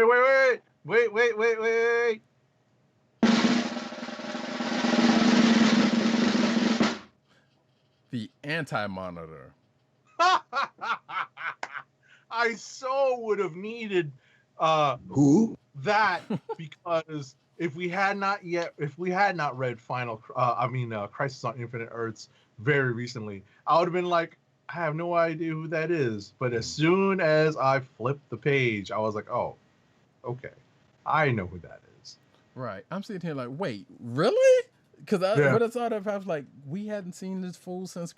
Well, let me phrase that. We haven't because obviously if it's come up before since then or whatever. But like, okay, coming out of Crisis, like, yeah, Antimater's going, and then just so happens that he's in the Black Lantern ring, which I know there's some storied reason for that, because I believe The It's Sector in 66. right. Yeah, Sector 66 was pretty much where Antimatter was from anyway. So yeah, all that plays into it. So this was not directly out of nowhere, but it still kind of was. It was in those precursor issues that are at the very beginning of the summary page of Fandom. Right. So it does mention that how the Black Lantern power battery is given power by the Anti-Monitor, how he's trapped within it. So it's only a surprise to us because we didn't read any of those prequel issues. Well, I read a couple of them. It might have been, it might have been in one of those two, but I don't remember. But yeah, but it was probably in something else that definitely didn't. Like it was probably in that run of Green Lantern that somewhere, and I don't know. Either way. I was about to say, the story does a pretty good job of keeping most of the important things that happen inside the miniseries proper. So right. It's a surprise, and it's a well orchestrated surprise. And as I said earlier, for the people who are like the diehards who collect all of these lead-in issues to the story, then yeah, they may not be surprised by who's in the power battery, but it's still very well executed within the limited series proper. Exactly. So, Antimatter is freed. He has and is commanded to live. Necron and Antimatter fight. Black Hand is still coughing up more black rings because that's pretty much what caused that to happen in the first place. And I don't know how he's even coughing up the stuff because that would. Oh, coughing white rings. Yeah, white rings. I'm sorry. You're right. And Necron is destroyed. Pretty much. With the proclamation, "Let there be light" from the white rings, and a whole bunch of white rings start flying out to everybody. Well, a bunch of the people who are dead, and potentially pretty much everybody who is in the possession of a Black Lantern ring. You might as well say. So all of those people that we had mentioned that died previously, before this event. And then not all of them except for, which is a bone I have to pick with this event. Like I said, Boston Brand, also one of the ones who gets a ring passed through them. And then the next page we see another 2-page splash with the caption of "Live," with a bunch of people coming back to life, such as Firestorm Ronnie Raymond, Jade, Hawk, Connor Kent. I'm sorry, Maxwell Lord, not Connor. Well, Connor Kent was earlier, but Reverse Flash, Martian Manhunter, the Hawks, Hawkman, Hawkgirl, Aquaman, Deadman, Amentoth, which is Black Adam's son, who died in I think 52 or something like that. Yeah. All of those folks. I think Green. Well, no, because all those people. Anyway, so all of the people who pretty much significant have been brought back to life thanks to this. Martian Manhunter, if I didn't say so before. Then after that, Aquaman, also if I have not said that.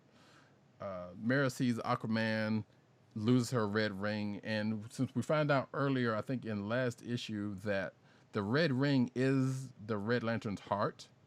Mm-hmm. When she loses the ring, it basically loses rage. Yes, she loses the rage and therefore seizes up her heart because the rage is in the heart, apparently, of the ring. And they go to bring her back with the help of Star Sapphire and the Green Lanterns. And the Blue Lantern, because Saint Walker is also there, who's going to find out about. And they are touching reuniting of Arthur and Mara.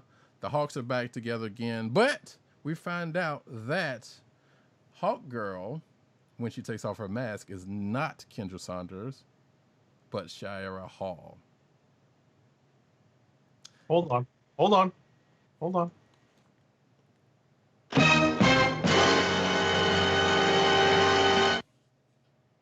So yeah, so I'm like, and this is what was another head scratcher to me. I was like, well, wait, why was it not Kendra? And like, I know apparently they wanted to bring back Shira, and I know in issue 1 when Kendra and Carter was talking, which was stuff that was before, some stuff happened before this event when Kendra took over for Hawkgirl, but didn't have all the memories of Shira, and Carter was like, we have destiny, we should be together. And, And then Destiny is, yeah, but if we ever find love, we all get killed again, or whatever. So Kendra gets killed and gets replaced by Shara, and they kissed.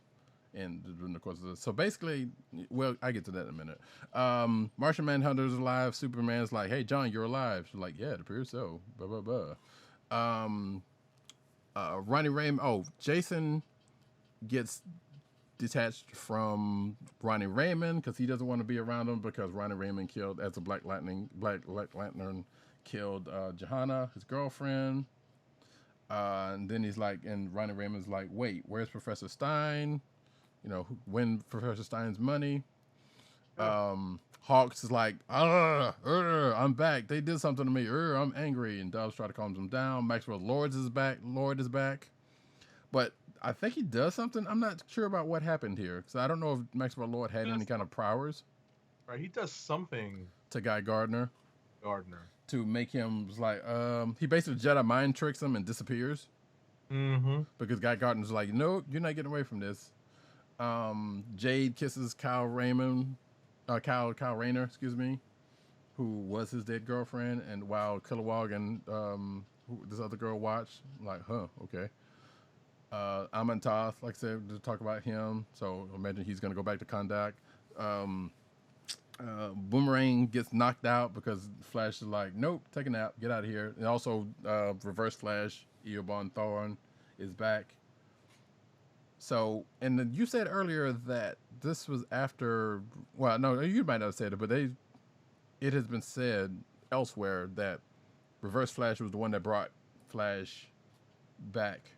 And I think in Final Crisis. I didn't remember. Yeah, I don't know. But basically, I think it was because of, or at least I read something that said, hey, Reverse Flash was the reason why Barry Allen ends up coming back to life in the first place. So, regardless, I think Thawne goes home. Like I said, Flash knocks out Boomerang. And Barry starts looking around for some obvious people who's been brought up but didn't come back to life, such as Ralph and Sue Dibney. Which, again, brings my point back to the thing. Like, there's several people who didn't get brought back during the course of this. That's what I'm getting at. Deadman comes back because he's actually alive again for some reason. He's like, yeah, y'all not supposed to see me, and I'm not supposed to be here. We cut to Luthor getting knocked out. And Larfleeze is like, hey, you gave something, so you're not, so whatever. You're not as greedy as you thought you were, or something like that. And everybody's laughing at him. He takes the Guardian that apparently was his, and then it's noticed that Indigo One and the Indigo Tribe are all gone, and they have taken the Black Hand with them as a prisoner. And who just said this? Knock. Yep. Then we cut to, and this is another silly thing. We cut back to Gotham City where Hal and Barry are back at Thomas and Martha Wayne's gravesite where Bruce was also buried. Come to find out that apparently Bruce was not dead. Right. Because that's why it wasn't necessarily him.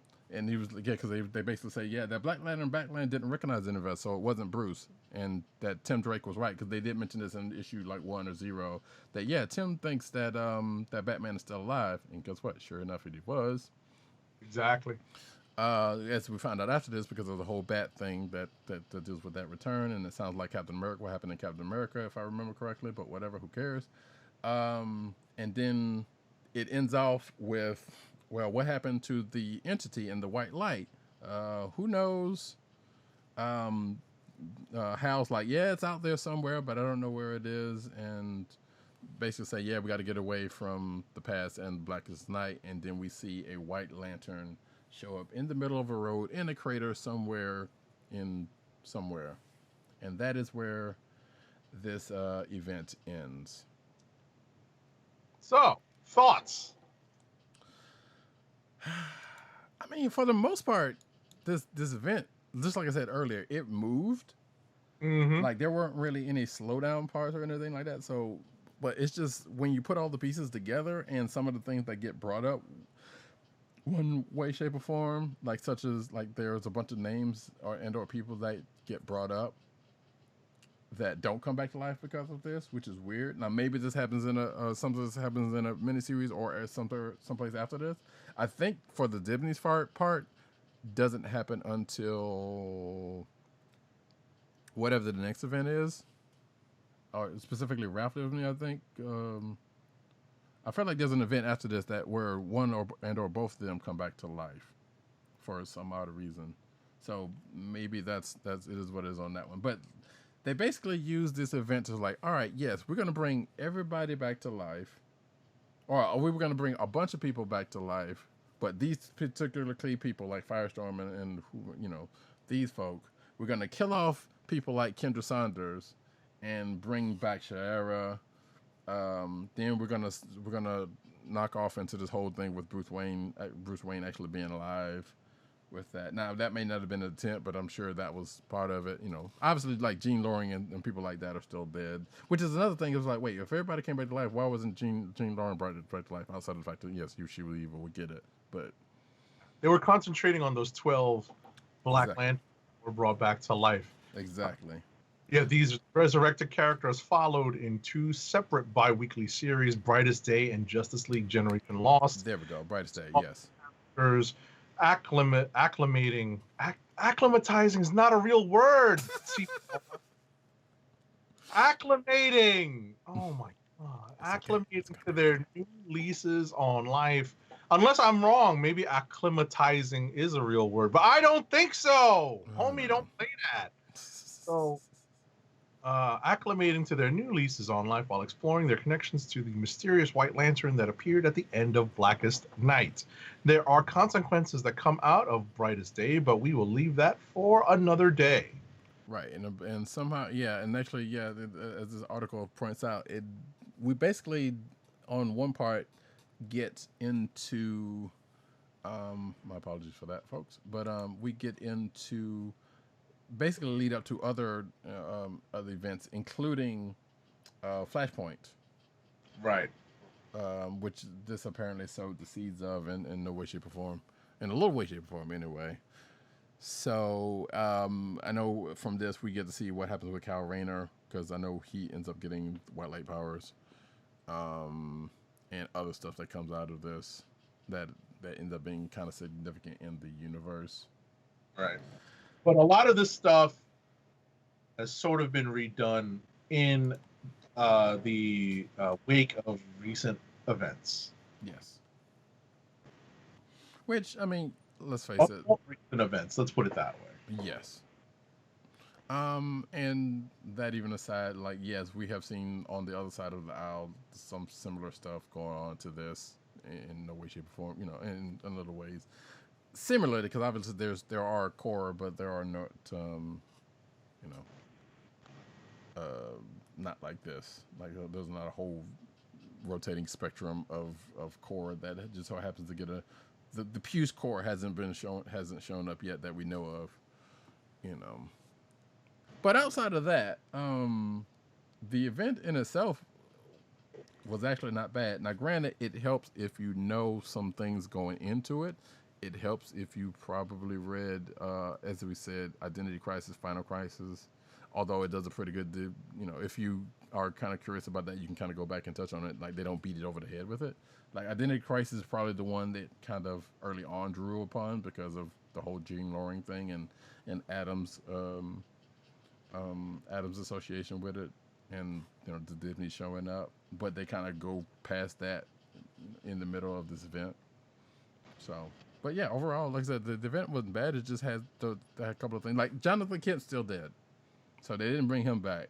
But they brought him up. That was kind of the thing that kind of bothered me. It was like, okay, they bring up this person, this person, this person. They killed these people in service of cleaning house to get things back to how they wanted or whatever the case may be. But then they don't, like, bring them back, you know. And I don't even know if there's any justification for that. Like, maybe in an emergency or something, but... Like I said, there are some folks that still stay dead after this, and it was like, wow, yep. What was the point of bringing them up then? All right. So I wanted to just note, as a footnote, that I looked up Maxwell Lord, and he did have mind control powers after the events of the Invasion crossover. But then he died around Infinite Crisis. Yes, by Wonder Woman. Was 52? I need to find that out because I feel like 52 was because, like I said, there's a couple of people that just see that was the thing. It was like Black Adam's son who died in like 52 or something like that. Like they bring him up and they bring him back to life, and it's like, okay, just poof, that's that. Like I don't know if maybe there was something significant after that justifies that, but it was just like some decisions like that doesn't make sense at the time, or at least at this time, with me having not the breadth of knowledge of DC and what comes and goes from this.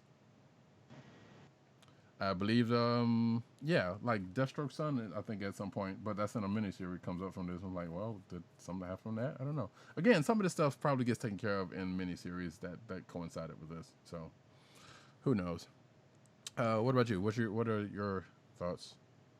I thought it was pretty, it was a pretty tight story. It was told at a pretty breakneck pace, but then I realized that I did not read any of the precursor books that probably laid a lot of groundwork for this story to move at such a quick pace. There's a lot of groundwork that was laid from the various Core War, the Sinestro Core War, whatever. The various colors of the spectrum, becoming lanterns and becoming various cores. That was all covered in the Green Lantern books and the previous and the precursor books. So they didn't have to worry too much about that in this series. They could just go straight into this prophecy and that whole part of the Blackest Night, the whole part of the Green Lantern oath that says "in brightest day and blackest night."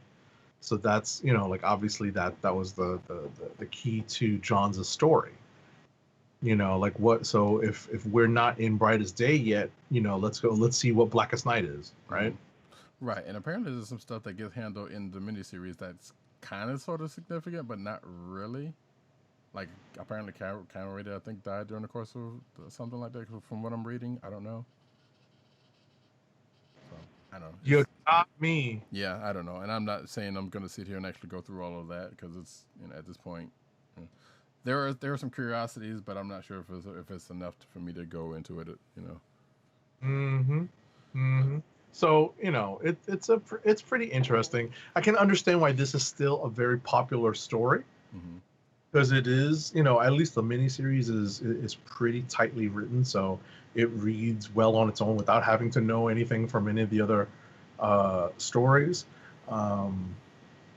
It's still popular on the trade paperback side. This is one of those trades that you see on the shelves in bookstores and in comic book stores. Mm-hmm. So, but yeah, and its core, as PCN_Dirt said. It's partly a zombie story, and that probably had an appeal for certain fans of maybe The Walking Dead or other, who may not have been inclined to read something DC, but saw, pictures of zombified, not knowing that they're Black Lanterns, but zombified DC heroes, and thought, hey, let me pick this up and see what it looks like, Mm-hmm. True. So. And again, it goes directly into Brightest Day, which that's the thing. If you really want to pick up the pieces and run, clicks of the week.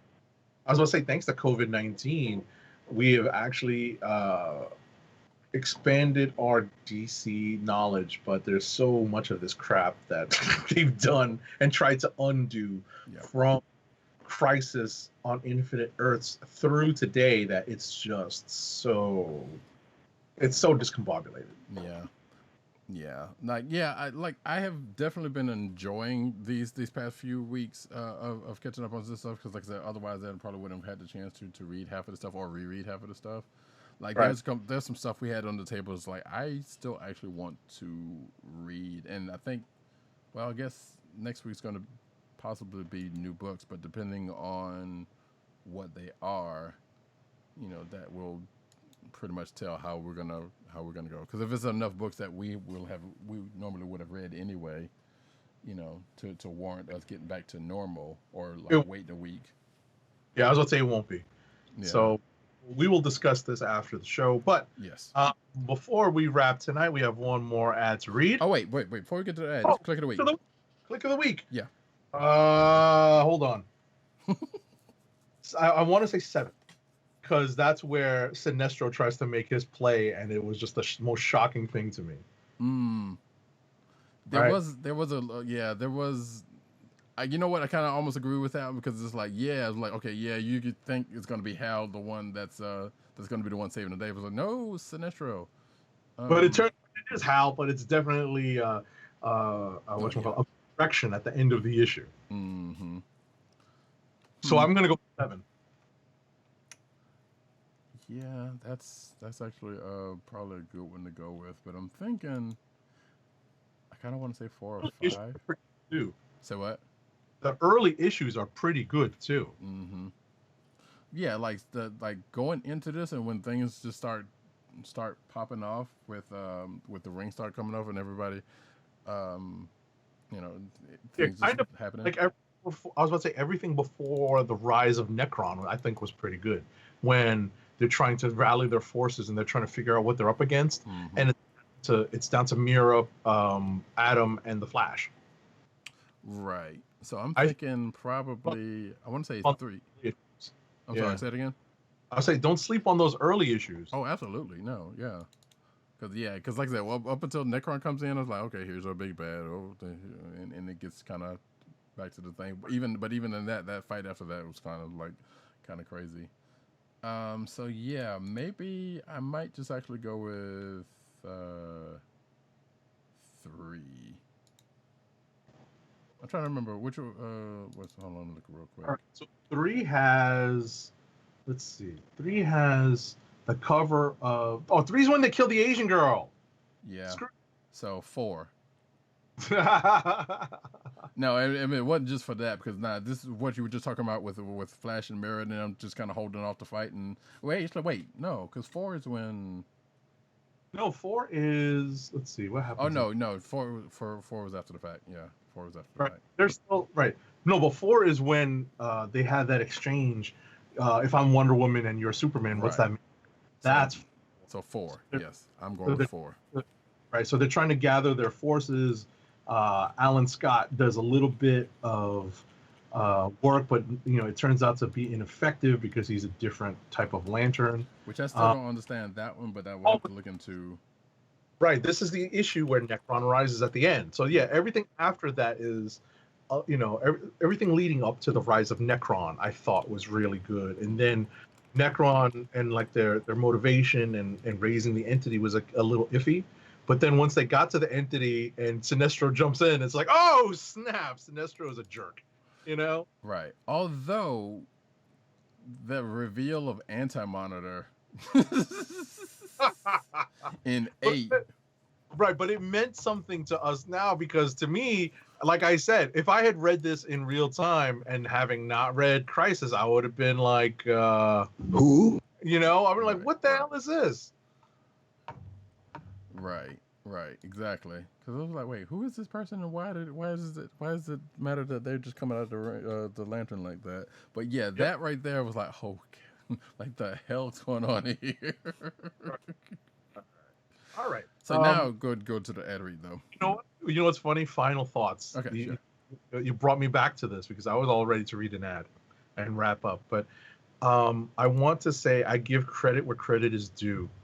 I've joked that Ivan Reis has essentially, and I've said this on the show before, Ivan Reis is essentially an amalgam of several artists that have basically become, and he's basically become the DC house style of art. It's not Jim Lee. Jim Lee is very specific. Mm-hmm. It's also not Brian Hitch. It's not Alan Davis, but it's definitely heavily influenced by, I think, those 3 artists. Because his drawings, his line art is definitely more rounded than Jim Lee's, but it's not as soft. And obviously this has something to do with the inkers and the colorists as well, but it's not as soft as Hitch because Hitch has gotten a little bit, his anatomy's a little out there, like it's very rubbery, right? So, but it's definitely influenced by Hitch, and it's definitely, I think, influenced by Alan Davis. Just by the way the faces are composed, but obviously the detail of the musculature is definitely influenced by Jim Lee as well. So, I think Ivan Reis has, they made a good decision in making him the prime artist on the series so that it was consistent throughout. Right. Yeah, he put in work. Mm-hmm. Mm-hmm. All right, cool. Right. So he's like his work is detailed. It's not as like hyper detailed as some of the other artists that I mentioned, but he definitely composed good pages and definitely knew how to compose action. So it definitely is a boon to Geoff Johns' story. So now that I finally spit out my final thoughts, do you have any final ones? No, I'm good. All right. So as we head on out of here, we're going to read our last ad read while I bring it back up because I think I hit it. Where are you, last ad read? Keep our podcast free by shopping at Amazon. Visit cspn.us, then click the Keep Our Podcasts free link at the top of the page. From there, scroll down and click on the Amazon link to shop. Purchase items from Amazon as you normally would, whether it's books, music, electronics, jewelry, apparel, etc. For every purchase made on Amazon through our link, Amazon sends the CSPN a payment that helps us keep the Comic Book Chronicles podcast free for our listeners at no extra cost to you. Amazon.com through CSPN.us. Do it today. All right. That didn't work the way I thought it would, but whatever. And we come to the end of another exciting episode of this here Comic Book Chronicles. Thank you, each and every one of you folks, for coming out. Again, if you feel like it, check out Blackest Night, wherever you can peruse such things if you don't already own it in your stacks and stacks of comic books, or if you whatever. I have been Roddykat. You can find me at Roddykat on Twitter. You can also find me at News Nerds Need on Twitter. You can also find me at CBCaps on Instagram. Agent_70 you can find on Twitter and Instagram.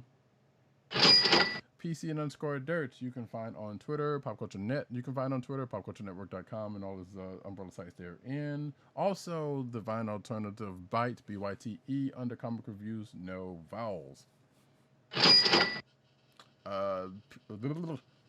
Tim, DOGG98, the Osiris ish. You can find him on Twitter, Tim DOGG98. You can find him on Twitter at CBCron, which is the Comic Book Chronicles account. You can find him at TheClickNation on Twitter, TheClickNation.com. That's TheClickNation. You can also find him at Comic Book Resources, where he's over there writing his face off. You can find this here podcast on the Coastal Podcast Network, that's CSPN.us. Do it today. You can also find this podcast at your podcast perusal place of choice, whether it be Google Play, Apple iTunes, Spotify, or the Coastal Podcast Network SoundCloud page. We will be back next week with another episode of maybe possibly new books. Maybe another new event, maybe another quick event. I don't know. Or maybe an arc. I don't know. We don't know. We'll see what happens. Some evergreen content, ladies and gentlemen. Exactly. I kind of know if we don't do new books and we do an arc, I kind of know which one I want to do, going back to the Marvel side, but we'll talk about that after the show. Of course. And stay tuned for what that event or comic book series that might be. Yes. So check us out on Twitter. And for that, folks, this has been the Comic Book Chronicles. Peace. Peace. One. I love it when a plan comes together.